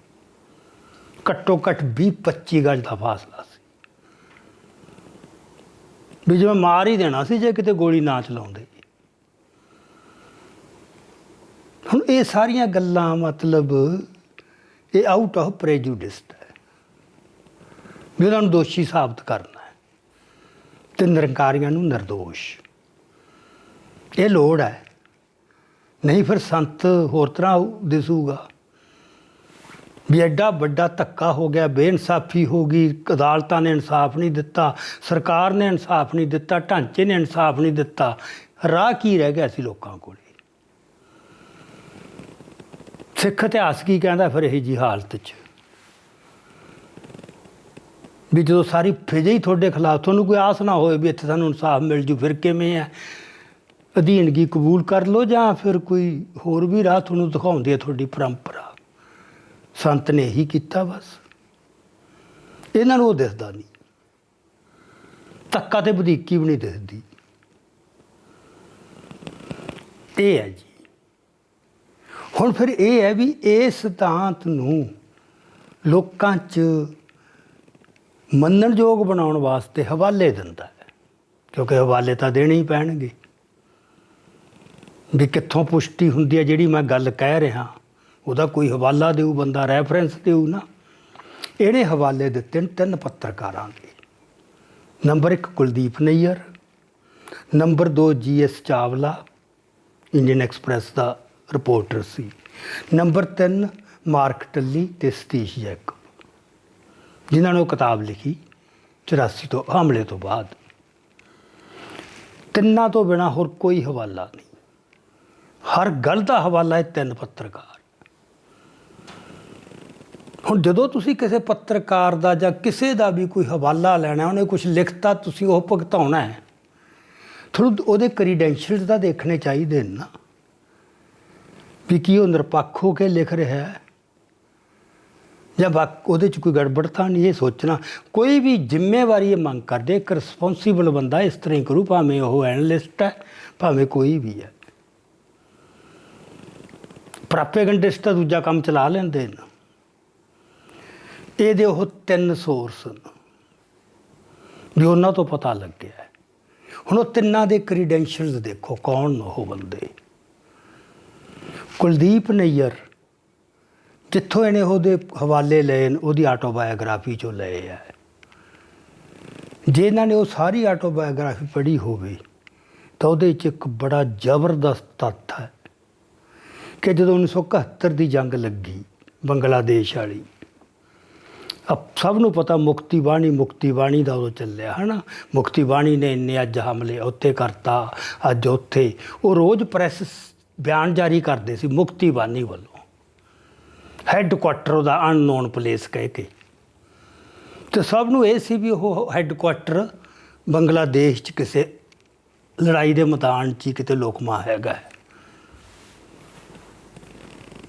ਕੁਲਦੀਪ ਨਈਅਰ ਨੇ ਆਪਦੀ ਆਟੋਬਾਇਓਗ੍ਰਾਫੀ 'ਚ ਲਿਆਇਆ, ਕਹਿੰਦਾ ਸਾਨੂੰ ਪਤਾ ਸੀ ਉਹ ਜਿਹੜਾ ਹੈੱਡ ਆਫਿਸ ਸੀ ਉਹ ਕਲਕੱਤੇ ਦੇ ਵਿੱਚ ਹੀ ਸੀਗਾ, ਇੱਕ ਕੋਠੀ 'ਚ, ਜਿੱਥੋਂ ਇੰਡੀਆ ਵਾਲੇ ਸਾਰੇ ਉਹ ਕੰਮ ਕਰਦੇ ਸੀਗੇ। ਉੱਥੋਂ ਹੀ ਬਿਆਨ ਘੜੇ ਜਾਂਦੇ ਸੀ, ਉੱਥੋਂ ਬਿਆਨ ਦਿੱਤੇ ਜਾਂਦੇ ਸੀ। ਸ਼ਬਦ ਮੁਕਤੀ ਨਾ ਬਾਣੀ ਦੇ ਨਾਂ 'ਤੇ ਸੀ।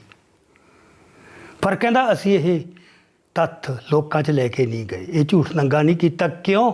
ਕਿਉਂਕਿ ਦੇਸ਼ ਦੇ ਹਿੱਤ ਇਹ ਮੰਗ ਕਰਦੇ ਸੀ। ਆਹ ਮੋਰੈਲਿਟੀ ਆ ਬੰਦਿਆਂ ਦੇ, ਆਹ ਕ੍ਰੀਡੈਂਸ਼ੀਅਲਸ ਨੇ। ਦੇਸ਼ ਦੇ ਹਿੱਤ ਵਾਸਤੇ ਜੋ ਮਰਜ਼ੀ ਝੂਠ ਬੋਲਿਆ ਜਾ ਸਕਦੇ। ਦੇਸ਼ ਦੇ ਵਾਸਤੇ ਹਰ ਪਾਪ ਪੁੰਨ ਹੈ, ਅਤੇ ਦੇਸ਼ ਦੇ ਖਿਲਾਫ ਜਿਹੜਾ ਉਹਨਾਂ ਨੂੰ ਲੱਗਦਾ ਉਹ ਪੁੰਨ ਵੀ ਪਾਪ ਹੈ। ਆਹ ਮੋਟੀ ਜੀ ਗੱਲ ਹੈ ਇਹਨਾਂ ਦੀ ਤਾਂ। ਹੁਣ ਇਹੋ ਜਿਹੇ ਬੰਦੇ 'ਤੇ ਤੁਸੀਂ ਭਰੋਸਾ ਕਰ ਲਓਗੇ? ਖੁਦ ਮੰਨ ਰਿਹਾ ਬੜੀ, ਉਹਨੂੰ ਕੋਈ ਲੱਗਦਾ ਨਹੀਂ ਮੈਂ ਕੋਈ ਗਲਤ ਗੱਲ ਕਰ ਰਿਹਾ, ਵੀ ਉਹ ਕਿੰਨਾ ਕੁ ਨਿਰਪੱਖ ਹੋ ਕੇ, ਕਿੰਨੀ ਕੁ ਸੁਹਿਰਦਤਾ ਨਾਲ ਲਿਖ ਰਿਹਾ ਜੋ ਲਿਖ ਰਿਹਾ ਹੈ। ਇਹ ਜਿਹੜੀ ਗੱਲ ਹੈ ਕਿ ਸੰਤ ਭਿੰਡਰਾਂਵਾਲਾ ਗਿਆਨੀ ਜੈਲਸੂ ਨੇ ਲਿਆਂਦਾ ਜਾਂ ਇੰਦਰਾ ਨੇ ਲਿਆਂਦਾ, ਇਹਦੀ ਸਾਰੀ ਬੁਨਿਆਦ ਸਭ ਤੋਂ ਪਹਿਲਾਂ ਕੁਲਦੀਪ ਨਈਅਰ ਨੇ ਲਿਆਂਦਾ। ਸਭ ਤੋਂ ਪਹਿਲਾਂ ਹੁਣ ਉਹ ਇੱਕ ਵੱਡਾ ਪੱਤਰਕਾਰ ਸੀਗਾ ਜਿਹਨੂੰ ਇਹ ਵਿਆਖਿਆ ਜੱਚਦੀ ਸੀ, ਹਿੱਤ 'ਚ ਜਾਂਦੀ ਸੀ, ਉਹਨਾਂ ਨੇ ਚੁੱਕ ਲਈ। ਹੁਣ ਉਹਨੇ ਦੇਖੋ ਕੀ ਲਿਖਿਆ ਹੈ ਵੀ ਸੰਜੇ ਗਾਂਧੀ ਅਤੇ ਜੈਲ ਸਿੰਘ ਨੇ ਇਹ ਸੋਚਿਆ ਵੀ ਪੰਜਾਬ ਦੇ ਵਿੱਚ ਕੋਈ ਇਹੋ ਜਿਹਾ ਸੰਤ ਲੱਭਿਆ ਜਾਵੇ ਜਿਹੜਾ ਥੋੜ੍ਹਾ ਖਾੜਕੂ ਹੋਵੇ। ਉਹ ਅਕਾਲੀਆਂ ਨੂੰ ਇੱਕ ਤਾਂ ਮਤਲਬ ਵਿਪਤਾ ਖੜੀ ਕਰੇ, ਪ੍ਰੈਸ਼ਰ ਪਾਵੇ ਉਹਨਾਂ 'ਤੇ ਵੀ ਗਰਮ ਪੋਜੀਸ਼ਨਾਂ ਲਓ। ਜਦੋਂ ਅਕਾਲੀ ਗਰਮ ਪੋਜੀਸ਼ਨਾਂ ਲੈਣਗੇ ਜਨਤਾ ਪਾਰਟੀ ਔਖੀ ਹੋ ਜੂ। ਉਹ 'ਚ BJP ਸੀ ਮੇਨਲੀ। ਇਹਦੇ ਨਾਲ ਉਹ ਜਿਹੜੇ ਤਣਾਅ ਆ ਜੂਗਾ ਅਤੇ ਉਹ ਸਰਕਾਰ ਟੁੱਟ ਜੂਗੀ। ਚਲੋ ਐਂ ਸੋਚ ਸਕਦੇ। ਕਹਿੰਦਾ ਫਿਰ ਉਹਨਾਂ ਨੇ ਨਾ ਲੱਭਣੇ ਸ਼ੁਰੂ ਕੀਤੇ ਅਤੇ 2 ਸੰਤਾਂ ਦੀ ਫਿਰ ਉਹਨਾਂ ਨੇ ਇੰਟਰਵਿਊ ਲਈ, ਇਕੱਲੇ ਦੀ। ਪਹਿਲਾ ਜਿਹੜਾ ਸੰਤ ਸੀ ਉਹ ਰਿਜੈਕਟ ਕਰਤਾ, ਉਹ ਬੜਾ ਢਿੱਲਾ ਜਿਹਾ ਸੀਗਾ। ਫਿਰ ਜਿਹੜਾ ਇਹ ਭਿੰਡਰਾਂਵਾਲਾ ਇਹ ਕਹਿੰਦਾ ਸਾਨੂੰ ਜੱਚ ਗਿਆ ਵੀ ਇਹ 'ਚ ਧੜੱਲਾ ਹੈ, ਇਹ ਕੰਮ ਦੇਊਗਾ। ਇਹ ਹੁਣ ਕਿਹਨੇ ਦੱਸਿਆ ਉਹਨੂੰ? ਕਮਲਨਾਥ ਨੇ। ਕਮਲਨਾਥ ਕੋਈ ਕਾਂਗਰਸੀ ਲੀਡਰ ਹੈ। ਉਹ ਇਨਕਾਰ ਕਰੀ ਜਾਂਦਾ ਹੈ। ਮਤਲਬ ਮੈਂ ਦਾਅਵੇ ਨਾਲ ਕਹਿ ਸਕਦਾ ਇਹ ਕੁਲਦੀਪ ਨਈਅਰ ਦੀ ਮਨੋ ਘਾੜਤ ਹੈ। ਇੱਕ ਵਾਰ ਚਲਾਤੀ ਚੱਲ ਗਈ ਬਸ, ਕਿਸੇ ਨੇ ਨਹੀਂ ਸੋਚਿਆ। ਕਹਿੰਦਾ ਇੰਟਰਵਿਊ ਕੀਤੀ ਜਿਵੇਂ ਸਿਲੈਕਸ਼ਨ ਹੋਣੀ ਹੁੰਦੀ ਆ, ਸ਼ਬਦ ਇਹ 'ਚ ਨੇ ਵਰਤਿਆ ਦੈਂਡ ਦੇ ਸਿਲੈਕਟਡ ਭਿੰਡਰਾਂਵਾਲਾ ਲੈ, ਜਿਵੇਂ ਕਲਰਕ ਭਰਤੀ ਕਰਨੇ ਹੁੰਦੇ ਨੇ। ਅਤੇ ਕਮਲਨਾਥ ਕਹਿੰਦਾ ਅਸੀਂ ਉਹਨੂੰ ਅਕਸਰ ਪੈਸੇ ਵੀ ਭੇਜਦੇ ਰਹਿੰਦੇ ਸੀ। ਹੁਣ ਜਿਹੜਾ ਬੰਦਾ ਸੰਤ ਭਿੰਡਰਾਂਵਾਲੇ ਨੂੰ ਜਾਣਦਾ ਯਾਰ, ਉਹ ਮੰਨ ਲੂ ਵੀ ਸਰਕਾਰੀ ਪੈਸਾ ਲੈ ਕੇ ਚੱਲਦਾ ਸੀ। ਉਹਨੂੰ ਪੈਸੇ ਦੀ ਤੋਟ ਸੀ ਦਮਦਮੀ ਟਕਸਾਲ ਨੂੰ। ਤੁਸੀਂ ਦਮਦਮੀ ਟਕਸਾਲ ਦੇ ਕਨੈਕਸ਼ਨ ਦੇਖੋ, ਆਧਾਰ ਦੇਖੋ, ਕਿੰਨੇ ਅਮੀਰ ਸਿੱਖ, ਕਿਵੇਂ ਦਿਲ ਖੋਲ੍ਹ ਕੇ ਉਹਨਾਂ ਨੂੰ ਗੱਡੀਆਂ ਕੀ ਜੋ ਵੀ ਮੰਗ ਸੀਗੀ, ਮਤਲਬ ਕਲਕੱਤਾ, ਬੰਬੇ, ਰੁੜਕੇਲਾ, ਜੋ ਵੀ ਜਿੱਥੇ ਸਾਡੇ ਸੈਂਟਰ ਨੂੰ, ਇੱਥੇ ਪੰਜਾਬ 'ਚ ਵੀ ਉਹਨਾਂ ਨੂੰ ਤਾਂ ਕਦੇ ਕੋਈ ਤੋਟ ਹੀ ਨਹੀਂ ਸੀ ਆਈ। ਜੇ ਮੰਗਤੇ ਹੁੰਦੇ ਭੁੱਖੇ ਮਰਦੇ।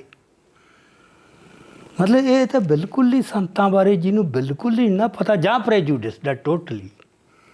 ਹੁਣ ਜੀਵੀਐਸ ਸਿੱਧੂ ਵਰਗਾ ਬੰਦਾ ਇਹ ਗੱਲ ਯਾਰ ਮੰਨ ਕੇ ਤੇ ਭੁਗਤਾ ਦੇ ਵੀ ਹਾਂ ਉਹ ਪੈਸੇ ਲੈਂਦਾ ਸੀ, ਪੈਸੇ ਪਿੱਛੇ ਬੰਦਾ ਮਰਦਾ।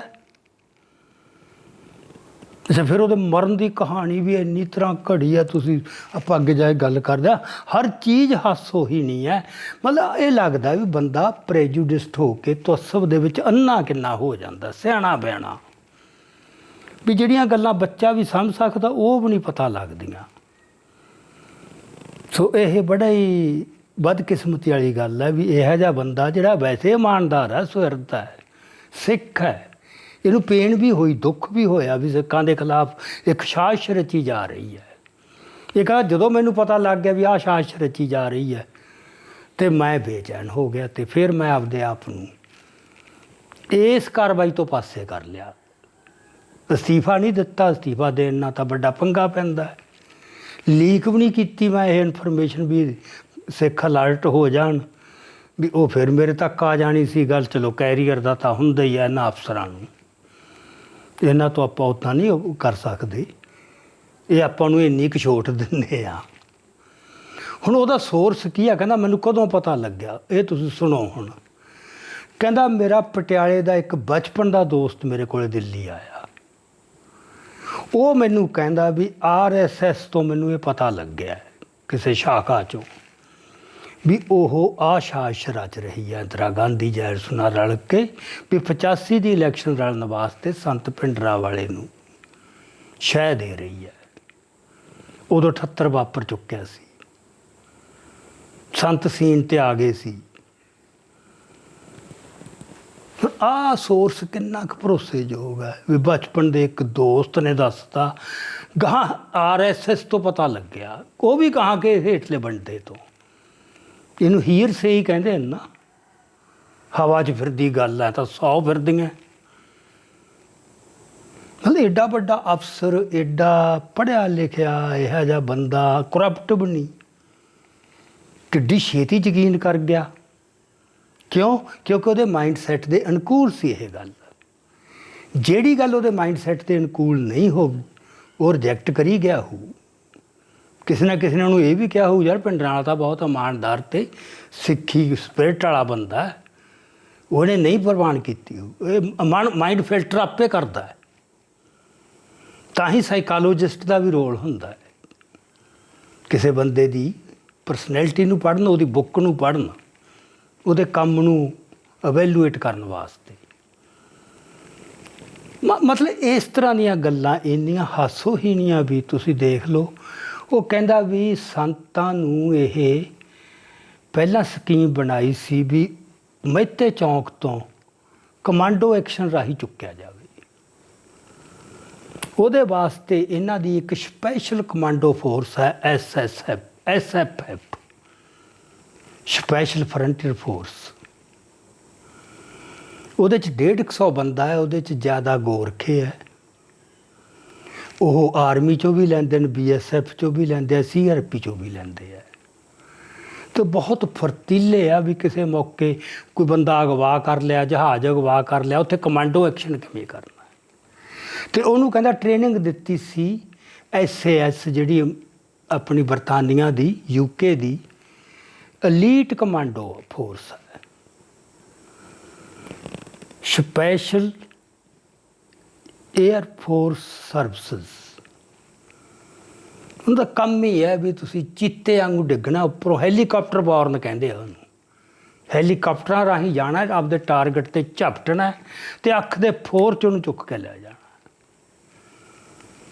ਉਹਨੂੰ ਇਹ ਜੀਵੀਐਸ ਸਿੱਧੂ ਕਹਿੰਦਾ ਵੀ ਜਿਹੜੀ SAS ਹੈ ਉਹ ਮਦਰ ਆਫ ਆਲ ਕਮਾਂਡੋਜ਼ ਹੈ। ਇਜ਼ਰਾਈਲ ਦੇ ਵੀ ਉਹ ਤੋਂ ਟ੍ਰੇਨਿੰਗ ਲੈਂਦੇ ਆ, ਵੀ ਦੁਨੀਆ ਦੀਆਂ ਸਾਰੀਆਂ ਉਹ ਤੋਂ ਟ੍ਰੇਨਿੰਗ ਲੈਂਦੇ। ਉਹਦੀਆਂ ਸੇਵਾਵਾਂ ਲਈਆਂ, ਇਹ ਪਹਿਲਾਂ ਵੀ ਤੱਥ ਆ ਚੁੱਕਿਆ।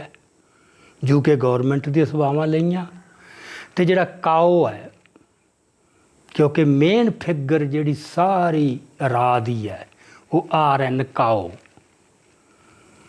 ਉਹ ਲੰਮਾ ਚਿਰ 7 ਜਾਂ 8 ਸਾਲ ਸ਼ਾਇਦ ਚੀਫ ਰਿਹਾ ਇਹਦਾ। ਉਹਨੇ ਹੀ ਬਣਾਈ ਸੀ, 1968 'ਚ ਇਹ ਬਣਾਈ ਸੀ ਜਿਹੜੀ ਰਾਹ ਹੈ ਨਾ। ਇਹ IB ਦੇ ਵਿੱਚੋਂ ਇੱਕ ਸੈਕਸ਼ਨ ਕੱਢ ਕੇ ਸਪੈਸ਼ਲੀ ਬਣਾਈ 68 ਦੇ ਵਿੱਚ। IB ਜਿਹੜੀ ਜਵਾਬਦੇਹ ਹੈ ਹੋਮ ਮਿਨਿਸਟਰੀ ਨੂੰ, ਜਿਹੜੀ ਰਾਹ ਹੈ ਹੋਮ ਮਿਨਿਸਟਰੀ ਨੂੰ ਜਵਾਬ ਦੇ ਨਹੀਂ, ਉਹ ਸਿੱਧੀ ਪ੍ਰਾਈਮ ਮਿਨਿਸਟਰ ਤੱਕ ਆ ਬਸ। ਅਤੇ ਉਹਦੀ ਵਰਤੋਂ ਫਿਰ ਬਾਹਰ ਵੀ ਕਰਦੇ ਆ, ਉਹ ਇਨਫੋਰਮੇਸ਼ਨ ਹੋਰ ਨਹੀਂ ਕਿਸੇ ਨਾਲ ਸਾਂਝੀ ਕਰਤੀ। ਅਤੇ ਉਹ ਇਹਨੇ ਆਰ ਐਂਡ ਕਾਓ ਨੇ ਉਹ ਖੜੀ ਕੀਤੀ ਸੀ। ਉਹ ਰਿਟਾਇਰ ਹੋਣ ਤੋਂ ਬਾਅਦ ਵੀ ਉਹਦੀਆਂ ਸੇਵਾਵਾਂ ਕਿਸੇ ਨਾ ਕਿਸੇ ਰੂਪ 'ਚ ਇੰਦਰਾ ਗਾਂਧੀ ਲਈ ਗਈ। ਉਸ ਨੇ ਕੰਟੈਕਟ ਕੀਤਾ MI6 ਜਿਹੜੀ ਬਰਤਾਨੀਆ ਦੀ ਖੁਫੀਆ ਏਜੰਸੀ ਹੈ, ਬਹੁਤ ਤਕੜੀ, ਜਿਵੇਂ CIA ਹੈ, KGB ਹੈ, ਤੇ ਮੋਸਾਦ ਹੈ ਇਜ਼ਰਾਈਲ ਦੀ। ਇਸ ਤਰ੍ਹਾਂ ਇਹ MI6 ਉਹਨੇ ਉਹਨਾਂ ਨੂੰ ਕੰਟੈਕਟ ਕੀਤਾ, ਉਹਨਾਂ ਦਾ ਬੰਦਾ ਆਇਆ, ਉਹਨਾਂ ਨੇ ਰੈਕੀ ਕੀਤੀ, ਉਹਨਾਂ ਨੇ ਉਹ ਹੈਲੀਕਾਪਟਰ ਦੇਣੇ ਸੀ, ਉਹਨਾਂ ਨੇ ਉਹ ਕਮਾਂਡੋ ਵੀ ਨਾਲ ਇੱਥੋਂ ਇਹਨਾਂ ਦੇ ਟ੍ਰੇਨ ਕਰਨੇ ਸੀਗੇ ਵੀ ਬੰਦੇ ਮਹਿਤਾ ਚੌਕ ਤੋਂ ਉਹਨੂੰ ਚੁੱਕ ਕੇ ਲਿਆਉਣਾ ਚੰਦੋ ਕਨਾਲੀ ਘਟਨਾ ਤੋਂ ਬਾਅਦ। ਹੁਣ ਚੰਦੋ ਕਨਾਲੀ ਘਟਨਾ ਵੀ ਜਿਹੜਾ ਨੇ ਦਿੱਤਾ ਵਰਣਨ, ਕਹਿੰਦਾ ਵੀ ਭਾਜਣ ਲਾਲ ਨੇ ਇੱਕ ਸਰਕਾਰੀ ਕਾਰ ਭੇਜ ਕੇ ਸੰਤ ਨੂੰ ਉੱਥੋਂ ਕੱਢ ਲਿਆ ਪਿੰਡ। ਬਿਲਕੁਲ ਹੀ ਝੂਠ, ਟੋਟਲੀ। ਸੰਤ ਆਪਦੀ ਟਕਸਾਲ ਦੀ ਗੱਡੀ 'ਚ ਗਏ ਆ ਉੱਥੋਂ। ਤੇ ਠੀਕ ਆ, ਉਹਨੂੰ ਪਹਿਲਾਂ ਪਤਾ ਲੱਗ ਗਿਆ, ਉਹਨਾਂ ਦੇ ਆਪਦੇ ਸੋਰਸ ਸੀਗੇ ਤਾਂ ਕੋਈ ਰੌਲਾ ਹੀ ਨਹੀਂ। ਸੰਤਾਂ ਨੂੰ ਇਹ ਵੀ ਪਤਾ ਲੱਗ ਗਿਆ ਸੀ ਜਦੋਂ ਵੀ ਕਮਾਂਡੋ ਐਕਸ਼ਨ ਕਰਨਗੇ ਹੈਲੀਕਾਪਟਰਾਂ ਰਾਹੀਂ। ਜੇ ਤੁਸੀਂ ਸਰਦਾਰ ਦਲਬੀਰ ਸਿੰਘ ਪੱਤਰਕਾਰ ਦੀ ਕਿਤਾਬ ਪੜ੍ਹੀ ਹੋਵੇ, ਉਹਦੇ 'ਚ ਉਹਨੇ ਜ਼ਿਕਰ ਕੀਤਾ ਵੀ ਇੱਕ ਦਿਨ ਇਹਨਾਂ ਨੂੰ ਵੀ ਮੀਟਿੰਗ 'ਚ ਬੁਲਾਇਆ, ਰਾਤ ਨੂੰ ਮੀਟਿੰਗ ਹੋਈ, ਅੱਧੀ ਰਾਤ ਤੋਂ ਬਾਅਦ। ਉਹਦੇ 'ਚ ਸਿਰਫ ਉਹੀ ਬੰਦੇ ਸੀ ਜਿਨ੍ਹਾਂ ਨੇ ਦਰਬਾਰ ਸਾਹਿਬ 'ਤੇ ਲੜਨਾ ਸੀ, ਹੋਰ ਕੋਈ ਬੰਦਾ ਨਹੀਂ ਬਿਠਾਇਆ। ਉੱਥੇ ਸੰਤਾਂ ਨੇ ਕਿਹਾ ਵੀ ਆਹ ਐਕਸ਼ਨ ਹੋਊਗਾ, ਹੈਲੀਕਾਪਟਰਾਂ ਰਾਹੀਂ ਬੰਦੇ ਉਤਾਰੇ ਜਾਣਗੇ, ਤੁਸੀਂ ਹੈਲੀਕਾਪਟਰ ਦੇਖ ਕੇ ਗੋਲੀ ਨਹੀਂ ਚਲਾਉਣੀ, ਜਿੰਨਾ ਚਿਰ ਬੰਦਾ ਨਹੀਂ ਉੱਪਰੋਂ ਉਹ ਉਤਾਰਦੇ ਉਹਨਾਂ ਚਿਰ ਤੁਸੀਂ ਗੋਲੀ ਨਹੀਂ ਚਲਾਉਣੀ। ਬਸ ਜਦੋਂ ਬੰਦਾ ਉਤਾਰਤਾ, ਬੰਦਾ ਧਰਤੀ 'ਤੇ ਨਹੀਂ ਆਉਣਾ ਚਾਹੀਦਾ ਬਸ, ਕਿਉਂਕਿ ਉਹਨਾਂ ਕੋਲੇ ਲਿਮਟਡ ਜਿਹੀ ਅਮਨੀਸ਼ਨ ਸੀ। ਹੁਣ ਸੰਤ ਦੇ ਸੀਗੇ ਆਪਦੇ ਸੋਰਸ, ਇਹ ਹੁੰਦੇ ਹੀ ਆ ਹਮੇਸ਼ਾ ਹੀ, ਸੰਤ ਸੰਤੀ ਸੀ। ਹੁਣ ਇਹਨੂੰ ਇਹ ਵੀ ਨਹੀਂ ਪਤਾ ਲੱਗਦਾ, ਕਹਿੰਦਾ ਜਦੋਂ ਉਹ ਫੜਿਆ ਗਿਆ ਲਾਲਾ ਜਗਤ ਨਾਰਾਇਣ ਦੇ ਕੇਸ 'ਚ, ਹੀ ਵਾਜ਼ ਰਿਸਪੈਕਟਫੁਲੀ ਇੰਟੈਰੋਗੇਟਡ, ਵੀ ਬੜੀ ਇੱਜ਼ਤ ਨਾਲ ਉਹਦੇ ਨਾਲ ਪੇਸ਼ ਆਏ। ਅਤੇ ਕਹਿੰਦਾ ਉਹਨੂੰ ਜਨਾਬ ਤੇ ਸਰ ਕਹਿੰਦੇ ਦੇਖੇ ਗਏ ਪੁਲਿਸੀਏ। ਹੁਣ ਇਹਨੂੰ ਆਪਾਂ ਇਤਿਹਾਸ ਵੱਲ ਲੈ ਕੇ ਜਾਈਏ ਵੀ ਜਦੋਂ ਭਾਈ ਮਹਾਰਾਜ ਸਿੰਘ ਫੜਿਆ ਗਿਆ ਅੰਗਰੇਜ਼ਾਂ ਵੇਲੇ, ਕਿਉਂਕਿ ਭਾਈ ਮਹਾਰਾਜ ਸਿੰਘ ਉਹ ਸੀ ਜਦੋਂ ਸਾਰਿਆਂ ਨੇ ਹਥਿਆਰ ਸੁੱਟਤੇ ਸੀਗੇ ਚੇਲਿਆਂ ਵਾਲੀ ਜੰਗ ਤੋਂ ਬਾਅਦ, ਆਤਮ ਸਮਰਪਣ ਕਰਤਾ ਸੀ, ਹੋਰ ਕੋਈ ਚਾਰਾ ਹੀ ਨਹੀਂ ਸੀ ਰਿਹਾ, ਬਿਹਾਰ ਗਏ। ਰੋਂਦਿਆਂ ਨੇ ਹਥਿਆਰ ਸੁੱਟੇ ਸੀ ਸਿੱਖ ਫੌਜਾਂ ਨੇ, ਜਿੱਥੇ ਉਹਨਾਂ ਨੇ ਧਾਹਾਂ ਮਾਰ ਕੇ ਕਿਹਾ ਸੀ ਅੱਜ ਰਣਜੀਤ ਮਰ ਗਿਆ। ਭਾਈ ਮਹਾਰਾਜ ਸਿੰਘ ਸੀ ਜਿਹਨੇ ਲੜਾਈ ਜਾਰੀ ਰੱਖੀ, ਉੱਥੋਂ ਨਿਕਲ ਕੇ ਪੰਜਾਬ 'ਚ ਲਾਮਬੰਦ ਕਰਨ ਦਾ ਕੋਸ਼ਿਸ਼ ਕੀਤੀ। ਇਹ ਵੀ ਸਕੀਮ ਬਣਾਈ ਵੀ ਮਹਾਰਾਜ ਦਲੀਪ ਸਿੰਘ ਨੂੰ ਕਿਲ੍ਹੇ 'ਚੋਂ ਚੁੱਕ ਕੇ ਲਿਆਈਏ। ਫਿਰ ਦੇਖਿਓ ਲੋਕ ਖੜ੍ਹੇ ਹੁੰਦੇ, ਪਰ ਵੱਡੀਆਂ ਉਹਨੇ ਸੀਗੀਆਂ। ਚਲੋ ਫੜਿਆ ਗਿਆ ਆਦਮਪੁਰ ਕੋਲੋਂ ਜਲੰਧਰ 'ਚ, ਅਤੇ ਫੜਿਆ ਵੀ ਐਵੇਂ ਹੀ ਗਿਆ ਬਸ। ਕਿਸੇ ਬੰਦੇ ਨੇ ਆ ਕੇ DC ਨੂੰ ਦੱਸਿਆ ਜੀ ਕੋਈ ਸ਼ੱਕੀ ਜਿਹੇ ਬੰਦੇ ਇਕੱਠੇ ਹੋਏ ਆ ਝਿੜੀ 'ਚ। ਉਹ DC ਬੜਾ ਡੇਅਰ ਡੈਵਲ ਸੀਗਾ, ਉਹਨੇ ਉਹਦੀ ਘੋੜਾ, ਉਹ ਤਾਂ ਘੋੜਿਆਂ 'ਤੇ ਜਾਂਦੇ ਸੀ ਨਾ, ਉਹਨੇ ਫੋਰਸ ਲਈ ਅਤੇ ਜਾ ਕੇ ਉਹ ਬੰਦੇ ਫੜ ਲਿਆਂਦੇ। ਉਹਨੂੰ ਜਲੰਧਰ ਦੀ ਜੇਲ੍ਹ 'ਚ ਰੱਖਿਆ। ਜਦੋਂ ਜੇਲ੍ਹ 'ਚ ਲਿਆਂਦਾ, ਸਾਰੀ ਜਿਹੜੇ ਪਹਿਰੇਦਾਰ ਜਿਹੜੇ ਸੀਗੇ ਉੱਥੇ ਪੁਲਿਸ, ਉਹਨਾਂ ਨੇ ਉਹਨੂੰ ਮੱਥਾ ਟੇਕਿਆ। ਅਤੇ ਲੋਕ ਆ ਕੇ ਕੰਧਾਂ ਨਾਲ ਬਹਿ ਜਾਂਦੇ ਸੀ ਜੇਲ੍ਹ ਦੀਆਂ ਨਾਲ। ਸੰਤ ਸੀਗਾ ਉਹ, ਸੰਤ ਸਿਪਾਹੀ ਸੀ। ਉਦੋਂ ਪਹਿਲਾਂ ਡੇਰਾ ਸੀ ਉਹਦਾ, ਉਹ ਸੰਤ ਸੀਗਾ। ਸੋ ਸੇਮ ਸੰਤ ਭਿੰਡਰਾਂ ਵਾਲੇ ਦਾ ਸੀਗਾ। ਇਹਨੂੰ ਇਹ ਨਹੀਂ ਗੱਲ ਸਮਝ ਆਉਂਦੀ ਵੀ ਪੁਲਿਸ ਵਾਲੇ ਉਹਨੂੰ ਐਂ ਕਿਉਂ ਕਰਦੇ ਸੀਗੇ। ਉਹਦੇ 'ਚ ਇੱਕ ਕੋਈ ਰੂਹਾਨੀ ਜਲਾਓ ਸੀਗਾ ਬੰਦੇ 'ਚ। ਪੁਲਿਸ ਵਾਲੇ ਵੀ, ਤੁਸੀਂ ਇਹ ਵੀ ਮਿਲਦਾ ਨਾ ਕਿਤੇ, ਇਹਨੇ ਵੀ ਐਂ ਨਹੀਂ ਸੀ ਬੋਲ ਸਕਣਾ, ਦੇਖਿਆ ਬੰਦੇ। ਸੋ ਇਹ ਮੈਂ ਕਹਿਣ ਤੋਂ ਇਹ ਭਾਵ ਹੈ ਵੀ ਬੰਦੇ ਨਾ ਅੰਨੇ ਹੋ ਕੇ ਜਦੋਂ ਇਹ ਗੱਲਾਂ ਕਰਦੇ ਆ। ਸੋ ਆਪਣੀ ਨਾ ਇਹ ਗੱਲਬਾਤ ਜੇ ਆਪਾਂ ਸਾਰੀਆਂ ਉਦਾਹਰਨਾਂ ਦੇਣ ਲੱਗ ਗਏ ਵੀ ਹਾਸੋਹੀਣੀ ਕਿੰਨੀ ਹੈ। ਕਹਿੰਦਾ ਵੀ ਉੱਥੋਂ ਚੁੱਕ ਸਕਦੇ ਸੀ ਮਹਿਤੇ ਤੋਂ, ਪਰ ਉਹਨਾਂ ਨੂੰ ਇਹ ਲੱਗਿਆ ਵੀ ਇਸ ਤਰ੍ਹਾਂ ਚੁੱਕ ਕੇ ਤਾਂ ਫਿਰ ਸਾਡਾ ਕੰਮ ਨਹੀਂ ਬਣਨਾ, ਅਜੇ ਇਹਨੂੰ ਬਾਹਰ ਰੱਖਣਾ ਆਪਾਂ, ਅਜੇ ਤੋਂ ਕਾਰਵਾਈਆਂ ਕਰਾਉਣੀਆਂ। ਇਹ ਤਾਂ 82 ਦੀ ਗੱਲ ਸੀ ਵੀ 85 ਤੱਕ ਤਾਂ ਉਹ ਗੱਲ ਠੰਡੀ ਪੈ ਜੂ, ਆਪਾਂ ਤਾਂ 85 ਚੋਣਾਂ ਤੱਕ ਲਿਜਾਣੀ ਹੈ। ਇਸ ਕਰਕੇ ਫਿਰ ਉਹਨਾਂ ਨੇ ਡਰੋਪ ਕਰਤੀ। ਉਹ ਕਿਵੇਂ ਡਰੋਪ ਹੋਈ ਇਹ ਤਾਂ ਹੋਰ ਕਹਾਣੀ ਹੈਗੀ ਆ ਉਹਦੀ। ਜਿੰਨਾ ਇਹਨਾਂ ਨੇ ਸੌਖਾ ਬਣਾ ਲਿਆ ਸੀ ਵੀ ਚੁੱਕ ਲਾਂਗੇ, ਫਿਰ ਇਹਨਾਂ ਨੇ ਅਪ੍ਰੈਲ 1984 'ਚ ਸਕੀਮ ਬਣਾਈ ਵੀ ਜਦੋਂ ਸੰਤ ਦਰਬਾਰ ਸਾਹਿਬ ਆਪਣੇ ਅਕਾਲ ਤਖਤ ਸਾਹਿਬ 'ਤੇ ਆ ਗਏ ਸੀ ਦਸੰਬਰ 83 'ਚ, ਉਹ ਫਿਰ ਰੋਜ਼ ਆਪਣੇ ਜਿਹੜੇ ਲੰਗਰ ਹਾਲ ਦੇ ਉੱਤੇ ਆਪਦੇ ਪ੍ਰਵਚਨ ਕਰਦੇ ਹੁੰਦੇ ਸੀ ਸੰਗਤ ਨੂੰ ਸ਼ਾਮ ਨੂੰ, ਉਦੋਂ ਚੁੱਕਣਾ ਸੀ ਉੱਥੋਂ। 2 ਹੈਲੀਕਾਪਟਰ ਜਾਣੇ ਸੀ, ਇੱਕ ਹੈਲੀਕਾਪਟਰ 'ਚ 12 ਤੋਂ 20 ਤੱਕ ਕਮਾਂਡੋ ਜਾ ਸਕਦੇ ਆ। ਇੱਕਦਮ ਉਹਨਾਂ ਨੇ ਉਤਰ ਕੇ ਉਹਨੂੰ ਚੁੱਕ ਲੈਣਾ ਸੀ ਧੂ ਕੇ, ਅਤੇ ਉੱਥੇ CRP ਦਾ ਇੰਤਜ਼ਾਮ ਕੀਤਾ ਸੀ ਵੀ ਉਹ ਬਖਤਰਬੰਦ ਗੱਡੀ ਲੈ ਕੇ ਆ ਜੂਗੀ ਅਤੇ ਬਸ ਸਕਿੰਟਾਂ ਦੇ ਅੰਦਰ ਲੈ ਜਾਣਾ। ਜਦੋਂ ਇੰਦਰਾ ਗਾਂਧੀ ਨਾਲ ਉਹ ਪਲਾਨ ਡਿਸਕਸ ਹੋਈ, ਇੰਦਰਾ ਗਾਂਧੀ ਕਹਿੰਦੀ ਬੰਦੇ ਕਿੰਨੇ ਮਰਨਗੇ, ਉਹਨਾਂ ਨੇ ਕਿਹਾ ਵੀ 20% ਕਮਾਂਡੋਆਂ 'ਚੋਂ, ਪਤਾ ਨਹੀਂ 10% ਜਾਂ 20%, ਅਤੇ 20% ਜਾਂ 10% ਜਿਹੜੀ ਉੱਥੇ ਸੰਗਤ ਹੈ, ਕਿਉਂਕਿ ਸੰਗਤ ਨੇ ਪੈਣਾ ਇੱਕ ਵਾਰ, ਉਹ ਫਿਰ ਉਹਨੇ ਕੁ ਮਾਰਨੇ ਪੈਣਗੇ। ਉਹ ਕਹਿੰਦੀ ਵੀ ਨਹੀਂ, ਇਹ ਤਾਂ ਜ਼ਿਆਦਾ, ਫਿਰ ਇੰਨੀਆਂ ਕੈਜੂਅਲਟੀਜ਼ ਨਹੀਂ ਆਪਾਂ ਕਰਵਾ ਸਕਦੇ। ਐਕਚੁਅਲੀ ਆਹ ਰੀਜਨ ਸੀ, ਇਹ ਤੋਂ ਬਿਨਾਂ ਹੋਣਾ ਨਹੀਂ ਸੀ। ਇਹ ਕਹਿੰਦਾ ਵੀ ਐਵੇਂ ਵਧਾ ਕੇ ਦੇਖਿਆ ਉਹਨੇ, ਕਹਿੰਦਾ ਜਦੋਂ ਇਸ ਤਰ੍ਹਾਂ ਕਮਾਂਡੋ ਝਾਪਟ ਦੇਣ ਲੋਕ ਤਾਂ ਭੱਜ ਜਾਂਦੇ ਉਦੋਂ। ਇਹੀ ਗਲਤੀ ਜਨਰਲ ਬਰਾੜ ਤੋਂ ਹੋਈ ਹੈ। ਉਹਨੂੰ ਪਤਾ ਹੀ ਨਹੀਂ ਸੀ ਉਹ ਲੋਕ ਕੌਣ ਸੀ, ਸੰਗਤ ਕੀ ਸੀ, ਸੰਤ ਕੀ ਸੀ। ਉਹ ਭੱਜਣ ਵਾਲੇ ਹੈ ਹੀ ਨਹੀਂ ਸੀ, ਉਹਨਾਂ ਨੇ ਮਰ ਮਿਟਣਾ ਸੀ, ਭਾਵੇਂ 200 ਸੀ ਭਾਵੇਂ 300 ਸੀ।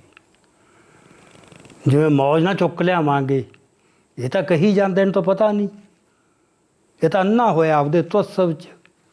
ਉਹ ਲਾਉਂਦੇ ਸੀ ਪੂਰਾ ਹਿਸਾਬ ਕਿਤਾਬ ਵੀ ਭਾਈ ਇੰਨਾ ਸੌਖਾ ਨਹੀਂ। ਫਿਰ ਉਹਨਾਂ ਨੇ ਡਰੋਪ ਕਰਤਾ ਇਹ ਵੀ ਭਾਈ ਇਹ ਤਾਂ ਔਖਾ ਕੰਮ। ਅਤੇ ਚਲੋ ਫਿਰ ਹੁਣ ਇਹ ਕੀ ਕਹਿੰਦਾ ਜਿੰਨੇ ਆਪਰੇਸ਼ਨ ਬਲੂ ਸਟਾਰ 'ਚ ਮਰੇ, ਇਹ ਤਾਂ ਉਹਦਾ ਕੁਛ ਵੀ ਹਿੱਸਾ ਨਹੀਂ ਸੀ। ਹੁਣ ਆਹੀ ਗੜਬੜ ਹੈ ਇਹਦੀ ਐਨਾਲਿਸਿਸ ਦੀ। ਉਹਨਾਂ ਨੂੰ ਇਹ ਪਤਾ ਸੀ ਵੀ ਅਸੀਂ ਆਪਰੇਸ਼ਨ ਬਲੂ ਸਟਾਰ 'ਚ ਇੰਨੇ ਮਰਨਗੇ। ਉਹ ਉਹਨਾਂ ਦੀ ਮਿਸਕੈਲਕੂਲੇਸ਼ਨ ਸੀ, ਜਨਰਲ ਬਰਾੜ ਦੀ ਅਤੇ ਵੈਦਿਆ ਦੋਹਾਂ ਦੀ। ਜਨਰਲ ਬਰਾੜ ਫੋਕਰਾ ਹੈ, ਉਹ ਇਹਨੇ ਵੀ ਦੱਸਿਆ ਵੀ ਕੋਈ ਹੋਰ ਬੰਦਾ ਲਾਉਣਾ ਚਾਹੀਦਾ ਸੀ। ਹੁਣ ਤਾਂ ਐਸੀ ਲੜਾਈ ਹੋਣੀ ਨਹੀਂ ਯਾਰ। ਜਦੋਂ ਘੇਰਾ ਪਾ ਲਿਆ ਅਤੇ ਛੱਡੇ ਗੋਲੇ, ਅਤੇ ਦੇਖਿਓ ਮਤਲਬ ਚੁੱਪ ਕਰਕੇ ਉਹਨਾਂ ਨੇ ਸਰੈਂਡਰ ਕਰ ਲਿਆ। ਲੜਾਈ ਤਾਂ ਹੋਣੀ ਨਹੀਂ, ਬੰਦਾ ਨਹੀਂ ਕੋਈ ਮਰਨਾ। ਉਹ ਆਪਾਂ ਪਿਛਲੀ ਵਾਰ ਆਪਾਂ ਸਾਰੀਆਂ ਉਹ ਗੱਲਾਂ ਕੀਤੀਆਂ ਦਰਸ਼ਕਾਂ ਨਾਲ ਸਿੱਖ ਵਿਊ ਪੁਆਇੰਟ 'ਤੇ। ਲੜੀਵਾਰ 1 ਤਰੀਕ ਤੋਂ ਲੈ ਕੇ 7 ਤੱਕ ਉਹ ਦੁਬਾਰਾ ਸੁਣੀਆਂ ਜਾ ਸਕਦੀਆਂ। ਉਹ ਸਾਰੀ ਗੱਲ ਕਿਵੇਂ ਅਨਫੋਲਡ ਹੋਈ ਸੀ। ਸੋ ਇਹ ਉਹਨਾਂ ਦੀ ਮਿਸਕੈਲਕੂਲੇਸ਼ਨ ਸੀ। ਉਹਨਾਂ ਨੂੰ ਸੱਚੀ ਐਂ ਲੱਗਦਾ ਸੀ ਵੀ ਨਹੀਂ ਆਪਾਂ ਬੰਦੇ ਮਰਵਾਏ ਬਗੈਰ ਹੀ ਕੰਮ ਕਰ ਲਾਂਗੇ। ਅੱਛਾ, ਫਿਰ ਹਾਸੋ ਹੀ ਨਹੀਂ ਗੱਲ ਹੀ ਦੇਖ ਤੂੰ। ਇਹ ਕਹਿੰਦਾ ਵੀ ਉਹਨੂੰ ਜਿਉਂਦਾ ਫੜਿਆ ਜਾ ਸਕਦਾ ਸੀ, ਪਰ ਇਹ ਕਹਿੰਦੇ ਸੀ ਵੀ ਜਿਉਂਦਾ ਨਹੀਂ ਫੜਨਾ। ਫਿਰ ਤਾਂ ਉਹ ਸਾਰੀਆਂ ਗੱਲਾਂ ਦੱਸ ਦੂ। ਇਹ ਹੱਦ ਤੱਕ ਵੀ ਝੂਠ ਬੋਲ ਗਿਆ ਵੀ 7 ਜੂਨ ਨੂੰ ਜਦੋਂ ਉਹ ਫੜੇ ਨਾ, ਉਹਨੂੰ ਫੜ ਲਿਆ ਜਿਉਂਦੇ ਨੂੰ, ਥਾਰਾ ਸਿੰਘ ਨੂੰ ਫੜ ਲਿਆ, ਭਾਈ ਅਮਰੀਕ ਸਿੰਘ ਨੂੰ ਫੜ ਲਿਆ, ਫੜ ਕੇ ਗੋਲੀ ਮਾਰੀ। ਪਤਾ ਨਹੀਂ ਇਹਦਾ ਸੋਮਾ ਕਿਹੜਾ, ਕਿਸੇ ਨੇ ਵੀ ਨਹੀਂ ਕਿਹਾ। ਤਾਂ ਕਿੰਨੇ ਚਸ਼ਮਦੀਦ ਗਵਾਹ ਕੇ ਮਕਤਬ ਭੁਗਤ ਗਏ ਨਾ। ਜਨਰਲ ਬਰਾੜ ਨਹੀਂ ਕਹਿੰਦਾ ਇਹ, ਉਹ ਕਹਿੰਦਾ ਡੈੱਡ ਬੋਡੀ ਉਹਦੀ ਮਲਬੇ 'ਚੋਂ ਮਿਲੀ, ਅਤੇ ਦਿਨੇ ਉਹ ਉੱਥੇ ਵੜਨ ਦੀ ਕੋਈ ਹਿੰਮਤ ਨਹੀਂ ਸੀ ਕਰ ਸਕਿਆ। ਰਾਤ ਨੂੰ ਅਕਾਲ ਤਖਤ ਸਾਹਿਬ ਰਾਤ ਨੂੰ ਉਹਨਾਂ ਨੇ ਕਰਤਾ ਸੀਗਾ ਮਲਬਾ, ਪਰ ਉਹ ਜਾ ਕੇ ਦਿਨ ਚੜ੍ਹੇ ਨੂੰ ਐਂਟਰ ਹੋ ਕੇ ਹੌਲੀ ਡਰਦੇ ਉੱਥੋਂ ਮਿਲੀਆਂ ਸੁਵੇਗ ਸਿੰਘ ਦੀ ਵੀ ਅਤੇ ਸੰਤਾਂ ਦੀ ਵੀ। ਮਤਲਬ ਕਿਸ ਹੱਦ ਤੱਕ ਗੱਲਾਂ ਨੂੰ ਜਿਹੜੇ ਜ਼ਾਹਰਾ ਤੱਥ ਹਨ, ਫਿਰ ਕੀ ਕ੍ਰੈਡੀਬਿਲਟੀ ਰਹਿ ਜਾਂਦੀ ਯਾਰ ਇਸ ਤਰ੍ਹਾਂ ਦੀ ਕਿਤਾਬ ਦੀ। ਸੋ ਕਾਰਨ ਬਸ ਆਹੀ ਹੈ ਵੀ ਨੈਸ਼ਨਲਿਸਟ ਸਿੱਖ ਹੈ। ਇੱਕ ਐਰੋਗੈਂਸ ਵੀ ਹੁੰਦੀ ਹੈ ਵੀ ਮੈਨੂੰ ਬਹੁਤ ਕੁਝ ਪਤਾ ਹੈ। ਕੋਈ ਬੰਦੇ ਨੇ ਕਿਸੇ ਨੇ ਕਨਫਰੰਟ ਨਹੀਂ ਕੀਤਾ ਉਹਨੂੰ, ਨਾ ਕਿਸੇ ਪੱਤਰਕਾਰ ਨੇ। ਸਾਰੇ ਜਿਹੜੇ ਹੁੰਦੇ ਨੇ ਨਾ, ਬਸ ਉਹ ਕਰਵਾਉਣਾ ਸੀ ਉਹ ਤਾਂ ਉਹਨਾਂ ਨੇ। ਸੋ ਮੈਂ ਤਾਂ ਕਹਿੰਦਾ ਸੀ ਵੀ ਯਾਰ ਕੋਈ ਸਿੱਖ ਵਿਦਵਾਨ ਇਹਦੇ ਧੱਜੀਆਂ ਉਡਾ ਜਾ ਸਕਦੇ ਸੀ ਕਿਤਾਬ ਦੀਆਂ। ਇਹਨੂੰ ਦਿਖਾਇਆ ਜਾ ਸਕਦਾ ਸੀ। ਹੈ ਇਮਾਨਦਾਰ, ਐ ਨਹੀਂ ਕੋਈ ਉਹ, ਮਤਲਬ ਇਮਾਨਦਾਰ ਬੰਦਾ ਵੀ ਕਿੰਨਾ ਅੰਨਾ ਹੋ ਸਕਦਾ ਹੈ। ਨੈਸ਼ਨਲਿਜ਼ਮ ਦਾ ਜਜ਼ਬਾ ਉਹਨੇ ਕਿਤੇ ਵੀ ਨਹੀਂ ਇਹ ਲਿਆਂਦਾ ਵੀ ਯਾਰ ਇੱਥੇ ਕੋਈ ਸਿੱਖਾਂ ਨੂੰ ਹਿੰਦੂਆਂ ਵੱਲੋਂ ਜਜ਼ਬ ਕਰਨ ਦਾ ਕੋਈ ਪ੍ਰੋਗਰਾਮ ਹੈ, ਕਿਤੇ ਵੀ ਨਹੀਂ। ਵੀ ਸੰਤ ਭਿੰਡਰਾਂਵਾਲਾ ਸਮਝ ਹੀ ਨਹੀਂ ਆਉਣਾ ਉਦੋਂ ਬਿਨਾਂ ਤਾਂ ਤੈਨੂੰ। ਚੱਲ ਰਿਹਾ ਸੀ, ਅਕਾਲੀ ਵੀ ਪ੍ਰੋਟੈਸਟ ਕਰ ਰਹੇ ਸੀ। ਅਕਾਲੀ ਕਿੰਨੇ ਚਿਰ ਦੇ ਰੌਲਾ ਪਾ ਰਹੇ ਸੀ ਵੀ ਸਾਡੀ ਅੱਡ ਪਛਾਣ ਸੰਵਿਧਾਨ 'ਚ ਮੰਨੋ। ਮਾਸਟਰ ਤਾਰਾ ਸਿੰਘ ਦੇ ਵੇਲੇ ਤੋਂ ਇਹ ਕਿੰਨਾ ਰੌਲਾ ਪੈ ਰਿਹਾ ਵੀ ਸਾਨੂੰ ਜੱਜਬ ਕਰਨਾ ਚਾਹੁੰਦੇ, ਸਾਨੂੰ ਮੰਨਦੇ ਹੀ ਨਹੀਂ ਇਹ ਵੀ ਲਾਗੋਂ ਤੁਸੀਂ। ਐਕਚੁਅਲੀ ਇਹ ਵੀ ਨਹੀਂ ਮੰਨਦਾ। ਇਹ ਕਹਿੰਦਾ ਕੋਈ ਲਕੀਰ ਹੈ ਹੀ ਨਹੀਂ ਸੀ ਨਖੇੜੇ ਦੀ ਬਹੁਤੀ, ਇਹ ਤਾਂ ਐਵੇਂ ਭਿੰਡਰਾਂ ਵਾਲੇ ਨੇ ਬਾਤੀ। ਇੱਕ ਗੱਲ ਇਹ ਮੰਨ ਗਿਆ, ਕਹਿੰਦਾ ਭਿੰਡਰਾਂ ਵਾਲੇ ਨੇ ਕੋਈ ਨਿਰਦੋਸ਼ ਬੰਦਾ ਨਹੀਂ ਮਾਰਿਆ, ਸਿਰਫ ਉਹ ਮਾਰੇ ਨੇ ਜਿਹੜੇ ਉਹਦੇ ਰਾਹ 'ਚ ਰੋੜਾ ਬਣਦੇ। ਐਵੇਂ ਨਹੀਂ ਕੋਈ ਬੰਦਾ ਮਾਰਿਆ। ਇੰਨੀ ਕੁ ਗੱਲ ਠੀਕ ਕੀਤੀ ਹੈ। ਈਵਨ ਢਿਲਮਾ ਕਾਂਡ ਵੀ ਕਿਸੇ ਹੋਰ ਨੇ ਕੀਤਾ, ਏਜੰਸੀਆਂ ਨੇ। ਸੋ ਹੁਣ ਮਤਲਬ ਇਹ ਵੀ ਉਹ ਇੰਟਰਵਿਊ ਕੀਤੀ ਸੰਤ ਦੀ ਅਤੇ ਸਿਲੈਕਟ ਕੀਤਾ। ਇਹਨੂੰ ਪਤਾ ਹੀ ਨਹੀਂ ਵੀ ਜਦੋਂ ਐਮਰਜੈਂਸੀ ਸੀ, ਜਦੋਂ 9ਵੇਂ ਪਾਤਸ਼ਾਹ ਦੀ ਸ਼ਹੀਦੀ ਦਾ ਸ਼ਤਾਬਦੀ ਸੀ, ਦਿੱਲੀ ਗਿਆ ਸੀਗਾ ਸੰਤ ਕਰਤਾਰ ਸਿੰਘ ਭਿੰਡਰਾਂਵਾਲਾ ਵੱਡਾ ਮਾਰਚ ਲੈ ਕੇ। ਉੱਥੇ ਕਿੱਡੀ ਵੱਡਾ ਇਕੱਠ ਹੋਇਆ। ਉੱਥੇ ਇੰਦਰਾ ਗਾਂਧੀ ਆਈ ਹੈ, ਗਿਆਨੀ ਜੈਲ ਸਿੰਘ ਆਇਆ। ਇਹਨੂੰ ਪਤਾ ਨਹੀਂ ਸੀ ਉੱਥੇ ਸੰਤ ਕਰਤਾਰ ਸਿੰਘ ਕੀ ਬੋਲਿਆ ਸੀ ਇੰਦਰਾ ਗਾਂਧੀ ਨੂੰ। ਦੇਸ਼ ਦੀ ਪ੍ਰਾਈਮ ਮਿਨਿਸਟਰ ਦੀ ਕਿੰਨੀ ਐਨ ਬੇਇੱਜ਼ਤੀ ਕੀਤੀ ਸੀ ਧਰ ਕੇ ਸਟੇਜ 'ਤੇ ਸਾਹਮਣੇ, ਨਾਲੇ ਗਿਆਨੀ ਜੈਲ ਸਿੰਘ ਦੀ। ਵਿਗਿਆਨੀ ਜੈਲ ਸਿੰਘ ਇੰਟਰਵਿਊ ਕਰੂ ਨਾ। ਜਥੇਦਾਰ ਸੰਤੋਖ ਸਿੰਘ ਜੀ ਆ ਕੇ ਮਿਲਦਾ ਸੀਗਾ, ਸਾਰੀਆਂ ਉਹੀ ਗੱਲਾਂ ਨਾ ਮਿਲਦਾ ਸੀਗਾ। ਫਿਰ ਕੀ ਹੈ, ਕਾਂਗਰਸ 'ਚ ਬੈਠੇ ਬੰਦੇ ਸੰਤਾਂ ਦੇ ਸ਼ਰਧਾਲੂ ਨਹੀਂ ਹੋ ਸਕਦੇ। ਸੋ ਇਹ ਮਤਲਬ ਨਾ ਇਸ ਤਰ੍ਹਾਂ ਦਾ ਤੁਸੀਂ ਇਹਦਾ ਸਾਰਾ ਉਹ ਬਿਰਤਾਂਤ ਜਾਣਾ। ਜੇ ਆਪਾਂ ਹੁਣ ਗੱਲਾਂ ਕਰੀਏ ਤਾਂ ਬਹੁਤ ਲੰਬਾ ਹੋ ਸਕਦਾ ਹੈ।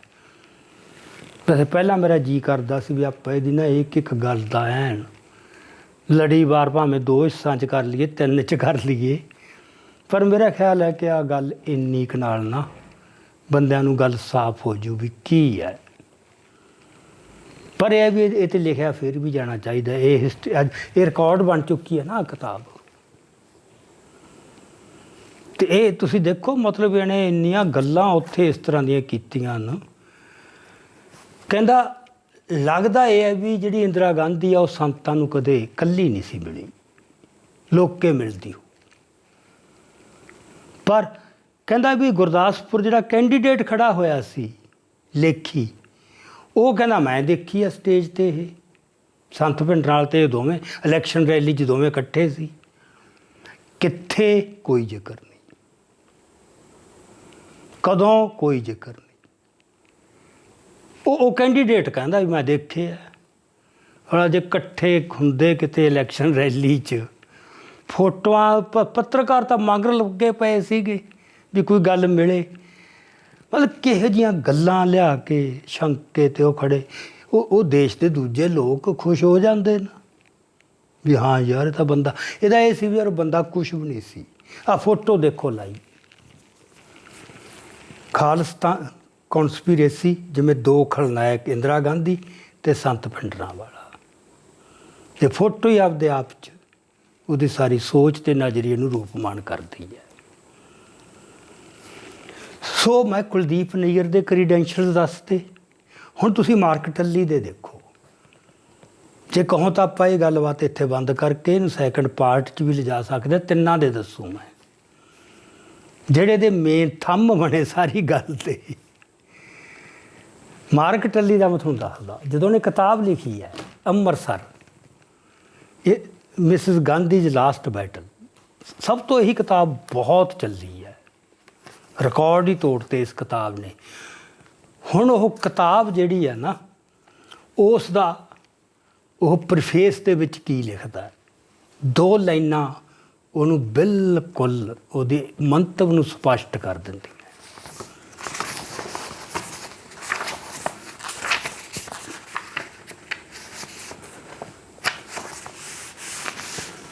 ਮੈਂ ਤੁਹਾਨੂੰ ਪੜ੍ਹ ਕੇ ਸੁਣਾਉਣਾ, 2 ਲਾਈਨਾਂ ਹੀ ਹੈ।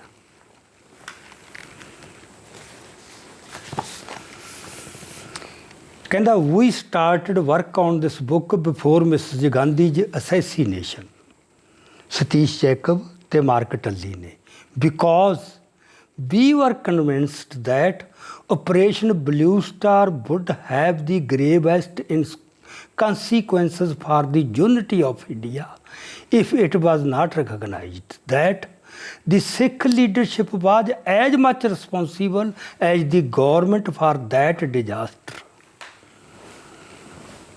ਕਹਿੰਦਾ ਸਿੱਖਾਂ ਨੂੰ ਇਹ ਲੱਗੀ ਜਾਂਦਾ ਵੀ ਇੰਦਰਾ ਗਾਂਧੀ ਦੋਸ਼ੀ ਹੈ। ਕਹਿੰਦਾ ਜੇ ਉਹ ਆਪਦੇ ਲੀਡਰਾਂ ਨੂੰ ਬਰਾਬਰ ਦੇ ਦੋਸ਼ੀ ਨਹੀਂ ਮੰਨਦੇ ਤਾਂ ਇਹ ਦੇਸ਼ ਦੀ ਏਕਤਾ ਤੇ ਅਖੰਡਤਾ ਵਾਸਤੇ ਬਹੁਤ ਖਤਰਨਾਕ ਗੱਲ ਹੈ। ਹੁਣ ਮਾਰਕ ਟੱਲੀ ਹੈ, ਗੋਰਾ ਹੈ, ਬਰਤਾਨੀਆ ਦਾ ਹੈ, ਇਹਨੂੰ ਹਿੰਦੁਸਤਾਨ ਦੀ ਏਕਤਾ ਅਖੰਡਤਾ ਦਾ ਕੀ ਐਡਾ ਪੈ ਗਿਆ ਭਲਾ ਵੀ? ਜਾਂ ਪੱਤਰਕਾਰ ਹੈ, ਇਹਦਾ ਤਾਂ ਮਤਲਬ ਸੱਚਾਈ ਸਾਹਮਣੇ ਲਿਆਉਣੀ ਹੈ। ਤਾਂ ਇਹਨੇ ਤਾਂ ਆਪਦਾ ਇੰਟੈਂਸ਼ਨ ਦੱਸਦੀ, ਮੋਟਿਵ ਦੱਸਤਾ ਲਿਖਣ ਦਾ, ਵੀ ਮੈਂ ਲੋਕਾਂ ਨੂੰ ਇਹ ਜਚਾਉਣਾ ਵੀ ਦੋਵੇਂ ਬਰਾਬਰ ਜ਼ਿੰਮੇਵਾਰ ਆ ਭਾਈ। ਉਹਦੇ ਵਾਸਤੇ ਫਿਰ ਸਾਰਾ ਵਰਤਾਂਤ ਸਿਰਜ ਲਿਆ ਉਹਨੇ। ਹੁਣ ਸਾਡੇ ਵੀ ਕਈ ਬੰਦਿਆਂ ਨੂੰ ਇਹ ਗੱਲ ਸਮਝ 'ਚ ਨਹੀਂ ਆਉਂਦੀ, ਉਹ ਵੀ ਕਹਿ ਦਿੰਦੇ ਨੇ ਇਹ ਹਮਲਾ ਹੋਣਾ ਹੀ ਨਹੀਂ ਸੀ ਜੇ ਅਕਾਲੀਆਂ ਨੇ ਨਾ ਸੱਦੇ ਹੁੰਦੇ। ਉਹ ਇਹ ਨਫ਼ਰਤ ਤੇ ਅਗਿਆਨਤਾ 'ਚੋਂ ਗੱਲਾਂ ਨਿਕਲਦੀਆਂ ਹਨ, ਪਤਾ ਹੀ ਨਹੀਂ ਲੱਗਦਾ ਇਹਦੇ ਫਿਰ ਮਤਲਬ ਕੀ ਬਣਦਾ। ਨਾ ਉਹਨਾਂ ਨੂੰ ਇਹ ਪਤਾ ਵੀ ਇਹ ਹਮਲਾ ਕਿਵੇਂ ਵਿਉਂਤਿਆ, ਕਿਵੇਂ ਨੇਪਰੇ ਚਾੜਿਆ ਗਿਆ। ਅਕਾਲੀ ਆਗੂਆਂ ਦੀ ਤਾਂ ਔਕਾਤ ਹੀ ਕੋਈ ਨਹੀਂ ਸੀ ਉੱਥੇ ਉਹਨਾਂ ਨੇ ਆਪਦੇ ਬੰਦਿਆਂ ਤੋਂ ਨਹੀਂ ਕਿਸੇ ਨੂੰ ਪਤਾ ਲੱਗਣ ਦਿੱਤਾ, ਉਹਨਾਂ ਤੋਂ ਨਹੀਂ ਕੋਈ ਸਲਾਹ ਲਈ। ਉਹ ਇੱਕ ਛੋਟਾ ਗਰੁੱਪ ਸੀ ਜਿਹਨੂੰ ਇਹ ਗੈਂਗ ਕਹਿੰਦਾ, ਬਣ ਅਕਬਰ ਰੋਡ ਗੈਂਗ, 4 5 6 ਬੰਦਿਆਂ ਦਾ ਬਸ। ਸੋ ਇਹ ਹੁਣ ਜੇ ਪੱਤਰਕਾਰ ਇਹ ਕਹਿ ਰਿਹਾ, ਉਹ ਇਹ ਨਹੀਂ ਵੀ ਮੈਂ ਸੱਚਾਈ ਸਾਹਮਣੇ ਲਿਆਉਣੀ ਹੈ, ਵੀ ਮੈਂ ਆਹ ਗੱਲ ਜਚਾਉਣੀ ਆ ਲੋਕਾਂ ਨੂੰ, ਵੀ ਜੇ ਉਹਨਾਂ ਨੇ ਇਹ ਗੱਲ ਨਾ ਪਛਾਣੀ ਫਿਰ ਭਾਰਤ ਦੀ ਏਕਤਾ ਤੇ ਅਖੰਡਤਾ ਨੂੰ ਖਤਰਾ ਹੈ ਭਾਈ। ਹੁਣ ਤਾਂ ਆਪਦਾ ਦੱਸਤਾ ਕਿਸ ਮੰਤਵ ਵਾਸਤੇ ਕਿਤਾਬ ਲਿਖ ਰਿਹਾ ਹੈ। ਇਸ ਬੰਦੇ ਤੁਸੀਂ ਯਕੀਨ ਕਰ ਲਓਗੇ ਵੀ ਜੋ ਉਹਨੇ ਲਿਖਿਆ ਹੋਊ ਸਾਰਾ ਸੱਚ ਲਿਖਿਆ ਹੋਊ। ਤੀਜਾ GS ਚਾਵਲਾ ਹੈ, ਲੁਧਿਆਣੇ ਦਾ, ਇੰਡੀਅਨ ਐਕਸਪ੍ਰੈਸ ਦਾ ਪੱਤਰਕਾਰ ਸੀਗਾ। ਸਾਰੇ ਬਾਹਰ ਪ੍ਰਾਈਮ ਮਿਨਿਸਟਰ ਨੂੰ ਜਾਣਾ ਹੋਵੇ, ਕਿਤੇ ਵੀ ਜਾਣਾ ਹੋਵੇ, ਉਹਨੂੰ ਲੈ ਕੇ ਜਾਂਦੇ ਸੀਗੇ ਸਪੈਸ਼ਲ। ਉਹਦੇ ਬਾਰੇ ਮੈਂ ਨਹੀਂ ਬਹੁਤਾ ਜਾਣਦਾ, ਅਤੇ ਬਦਕਿਸਮਤੀ ਨਾਲ ਸਰਦਾਰ ਦਲਵੀਰ ਸਿੰਘ ਪੱਤਰਕਾਰ ਹੁਣ ਰਹੇ ਨਹੀਂ ਸਾਡੇ 'ਚ। ਉਹਨਾਂ ਨੂੰ ਸਭ ਕੁਝ ਪਤਾ ਸੀ ਉਹਦਾ, ਉਹਨੇ ਕੀ ਰੋਲ ਪਲੇ ਕੀਤਾ। ਅਤੇ ਇੱਕ ਅੱਜ ਵੀ ਹੈਗੇ ਆ ਸਰਦਾਰ ਸੁਖਦੇਵ ਸਿੰਘ, ਮੁਹਾਲੀ ਰਹਿੰਦੇ ਆ, ਜਿਹੜੇ ਟ੍ਰਿਬਿਊਨ ਦੇ ਵਿੱਚ ਪੱਤਰਕਾਰ ਸੀ, ਜਿਹੜੇ ਮੋਰਲੀ ਵੀ ਅਪਰਾਈਟ ਰਹੇ ਅਤੇ ਦ੍ਰਿਸ਼ਟੀਕੋਣ ਵੀ ਪੂਰਾ ਠੀਕ ਹੈ। ਨਹੀਂ ਬਹੁਤੇ ਇਹੋ ਜਿਹੇ ਪੱਤਰਕਾਰ ਹੈ ਨਹੀਂ ਬਹੁਤੇ, ਜਿਨ੍ਹਾਂ ਨੇ ਪੈਰ ਪੈਰ 'ਤੇ ਬਹੁਤਿਆਂ ਨੇ ਕੰਪਰੋਮਾਈਜ਼ ਕੀਤਾ, ਥੋੜ੍ਹੇ ਹੀ ਆ ਇਹ ਜਿਹੇ। ਉਹਨਾਂ ਤੋਂ ਪੁੱਛਿਆ ਜਾ ਸਕਦਾ, ਪਰ ਉਹਨਾਂ ਦੀ ਹੁਣ ਪ੍ਰੋਬਲਮ ਇਹ ਹੈ ਵੀ ਉਹਨਾਂ ਦੀ ਨਾ ਆਵਾਜ਼ ਨਹੀਂ ਕੰਮ ਕਰਦੀ। ਨਹੀਂ ਤਾਂ ਆਪਾਂ ਉਹਨਾਂ ਨੂੰ ਨਾ ਇੱਥੇ ਲਿਆ ਕੇ ਹੀ ਦੱਸਦੇ ਵੀ ਤੂੰ GS ਚਾਵਲਾ ਦੇ ਵੀ ਸੰਧੀ ਛੇਦ ਕਰ ਕੀ ਸਿਆ ਬੰਦਾ ਉਹ। ਸੋ ਤੁਹਾਡਾ ਸੋਰਸ ਕਿੰਨਾ ਕੁ ਭਰੋਸੇਯੋਗ ਹੈ, ਇਹ ਬਹੁਤ ਜ਼ਰੂਰੀ ਹੁੰਦਾ ਹੈ। ਆਪਾਂ ਕਰਤੇ ਵੀ ਸੋਰਸ ਕੀ ਹੈ। ਐਕਚੁਅਲੀ ਇਹ ਵੀ ਇਹਨੇ ਗੱਲ ਕਹਿਣੀ ਹੈ ਅਤੇ ਉਹ 'ਚੋਂ ਫਿਰ ਜਿਵੇਂ ਇੱਥੋਂ ਲੱਭਦਾ ਵੀ ਇਹ ਤੋਂ ਲੈ ਲਾਂ, ਇਹ ਤੋਂ ਲੈ ਲਾਂ, ਇਹ ਤੋਂ ਲੈ ਲਾਂ, ਇਹ ਕੋਈ ਢੰਗ ਨਹੀਂ। ਸੋ ਇਹਦਾ ਫਿਰ ਯਤਨ ਹੈਗਾ। ਅਤੇ ਮੈਨੂੰ ਇਹ ਸੀ ਵੀ ਚੱਲ ਆਪਾਂ ਇਹਦੇ ਬਾਰੇ ਇੰਨੀ ਕੁ ਗੱਲ ਕਰੀਏ। ਗੱਲਾਂ ਤਾਂ ਇਹ 'ਤੇ ਬਹੁਤ ਕੀਤੀਆਂ ਜਾ ਸਕਦੀਆਂ, ਪਰ ਹੁਣ ਕਾਫੀ ਟਾਈਮ ਹੋ ਗਿਆ, ਆਪਾਂ ਇਹਨੂੰ ਇੱਥੇ ਬੰਦ ਕਰੀਏ ਮੇਰਾ ਖਿਆਲ। ਜੇ ਤੁਹਾਡਾ ਕੋਈ ਖਾਸ ਹੋਰ ਸਵਾਲ ਹੈਗਾ ਤਾਂ ਆਪਾਂ ਗੱਲ ਕਰ ਲੈਂਦੇ ਹਾਂ। ਨਹੀਂ, ਮੇਰੇ ਖਿਆਲ ਤੁਸੀਂ ਬੜੀ ਬਾਖੂਬੀ ਸਾਰਾ ਕੁਛ ਹੀ ਦਾਇਰੇ ਵਿੱਚ ਤੁਸੀਂ ਸ਼ਾਮਲ ਕਰ ਲਿਆ। ਹਾਂਜੀ। ਸੋ ਜਿਵੇਂ ਆਪ ਜੀ ਨੇ ਜ਼ਿਕਰ ਕੀਤਾ ਵੀ ਸਮਾਂ ਵੀ ਬਹੁਤ ਹੋ ਗਿਆ, ਸੋ ਆਪਾਂ ਇਹਨੂੰ ਇੱਥੇ ਹੀ ਸਮੇਟ ਲੈਂਦੇ ਹਾਂ। ਹਾਂ, ਇਹਦੇ 'ਚ ਦੇਖੋ ਇੱਕ ਗੱਲ ਹੈ ਵੀ ਜਿਹੜਾ ਐਨਾਲਿਸਿਸ ਕਰਨਾ ਨਾ ਇਹ ਜੇ ਕਿਸੇ ਵਰਤਾਰੇ ਦਾ, ਉਹਦਾ ਇੱਕ ਤਾਂ ਮੈਂ ਸੀ ਵੀ ਕੰਟੀਨਿਊਟੀ 'ਚ ਕਰੋ, ਦੂਜਾ ਯੂਨੀਲੀਨੀਅਰ ਅਪਰੋਚ ਨਾ ਅਪਣਾਓ ਵੀ ਇੱਕ ਗੱਲ ਫੜ ਲਈ ਬਸ। ਉਹ ਬੜਾ ਮਲਟੀ ਡਿਮੈਂਸ਼ਨਲ ਹੁੰਦਾ, ਬਹੁਤ ਉਹਦੇ 'ਚ ਫੈਕਟਰ ਹੁੰਦੇ ਨੇ ਜਿਨ੍ਹਾਂ ਦਾ ਰੋਲ ਹੁੰਦਾ ਹੈ।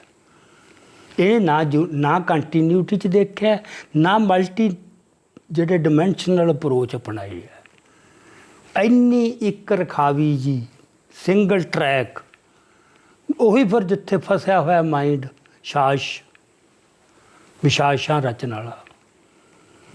ਇਹ ਸੰਤਾਂ ਬਾਰੇ ਕੁਛ ਨਹੀਂ ਪਤਾ ਯਾਰ। ਉੱਥੇ ਕਹਿੰਦਾ ਵੀ ਅਸੀਂ ਕੋਸ਼ਿਸ਼ ਕੀਤੀ ਵੀ ਅਮਰੀਕਾ 'ਚ ਜਿਹੜੇ ਸੰਤ ਦੇ ਹਮੈਤੀ ਆ ਉਹਨਾਂ ਨੂੰ ਭੇਜੀਏ ਵੀ ਉਹਨੂੰ ਕਨਵਿੰਸ ਕਰਾਓ ਯਾਰ ਪੇਸ਼ ਹੋ ਜੇ। ਲੈ, ਸੰਤ ਬਾਰੇ ਪਤਾ ਹੀ ਕੁਛ ਨਹੀਂ ਵੀ ਉਹ ਬੱਚਾ ਹੈ, ਉਹ ਦੂਜਿਆਂ ਨੂੰ ਮਨਾ ਲੈਣਗੇ, ਰੁੱਸਿਆ ਹੋਇਆ ਉਹ ਕਿਤੇ।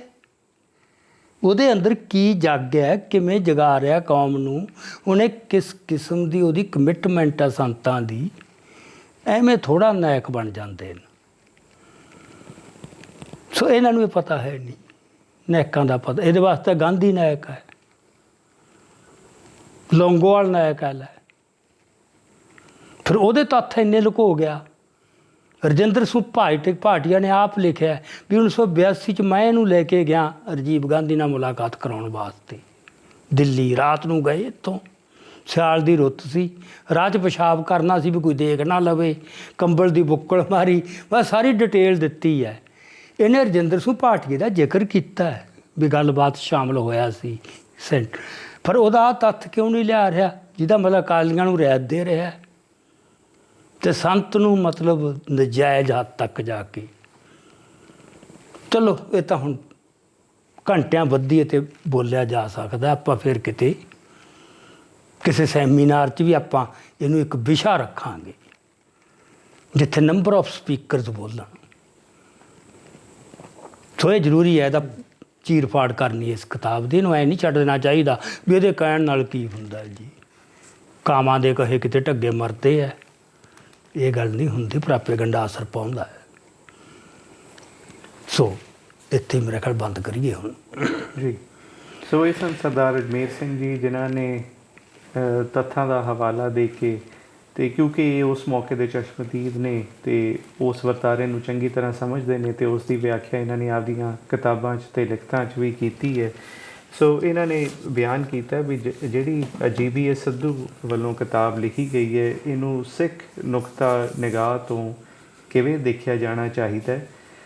ਦੂਸਰਾ ਫਿਰ ਇਹਨਾਂ ਨੇ ਆਹ ਵੀ ਜ਼ਿਕਰ ਕੀਤਾ ਵੀ ਕਿਉਂਕਿ ਇਹ ਸਰਕਾਰੀ ਅਫਸਰ ਸੀ, ਸੋ ਇਹਨਾਂ ਦਾ ਜੋ ਲੇਖਕ ਨੇ, ਲਿਖਾਰੀ ਨੇ GBS ਸਿੱਧੂ, ਸੋ ਇਹਨਾਂ ਦਾ ਦ੍ਰਿਸ਼ਟੀਕੋਣ ਕੀ ਬਣਦਾ ਅਤੇ ਉਸ ਨੂੰ ਹੀ ਇਹ ਮਨ ਘੜੰਤ ਕਈ ਹਵਾਲੇ ਦੇ ਕੇ ਉਸ ਆਪਣੇ ਪੱਖ ਨੂੰ ਪੂਰਦੇ ਨੇ। ਸੋ ਇਹਨਾਂ ਹੀ ਇਹ ਜਿਹੜੀ ਮੇਰੀ ਕਿਤਾਬ ਆ ਨਾ 20ਵੀਂ ਸਦੀ ਸਿੱਖ ਰਾਜਨੀਤੀ ਆ ਜਿਹੜੀ ਮੈਂ ਦਿਖਾਈ ਹੈ ਨਾ, ਇਹ ਜਿਹੜੇ ਪਾਠਕ ਨੇ ਨਾ ਹੋਰ ਥੋੜ੍ਹਾ ਜਾਣਾ ਡੂੰਘਾਈ 'ਚ, ਇਹਦੇ 'ਚ ਮੈਂ ਬਹੁਤ ਡਿਟੇਲ 'ਚ ਸਾਰੀਆਂ ਗੱਲਾਂ ਕਵਰ ਕੀਤੀਆਂ ਵੀ ਐਨਾਲਿਸਿਸ ਕਿਵੇਂ ਕਰੀਦਾ ਅਤੇ ਕਿਵੇਂ ਆਹ ਸੰਤਾਂ ਬਾਰੇ ਕਿਵੇਂ ਗਲਤ ਧਾਰਨਾਵਾਂ ਬਣੀਆਂ। ਇਹ 320 ਪੇਜ ਤੋਂ ਲੈ ਕੇ ਕਈ ਪੇਜ ਹਨ। ਸਾਜ਼ਿਸ਼ ਦੇ ਸਿਧਾਂਤ ਦੀ ਕਮਜ਼ੋਰੀ ਕੀ ਹੁੰਦੀ ਹੈ, ਮਤਲਬ ਉਹ ਪੜ੍ਹ ਸਕਦੇ ਨੇ ਜੇ ਕਿਸੇ ਨੂੰ ਇਹਦੀ ਲੋੜ ਲੱਗੇ ਤਾਂ। ਜੀ ਹਾਂਜੀ। ਸੋ ਇਸ ਕੜੀ 'ਚ ਹੁਣ ਇੰਨਾ ਹੀ। ਇਸ ਨਾਲ ਹੀ ਆਪ ਜੀ ਤੋਂ ਹੁਣ ਆਗਿਆ ਲੈਂਦੇ ਹਾਂ ਜੀ। ਵਾਹਿਗੁਰੂ ਜੀ ਕਾ ਖਾਲਸਾ, ਵਾਹਿਗੁਰੂ ਜੀ ਕੀ ਫਤਿਹ ਜੀ।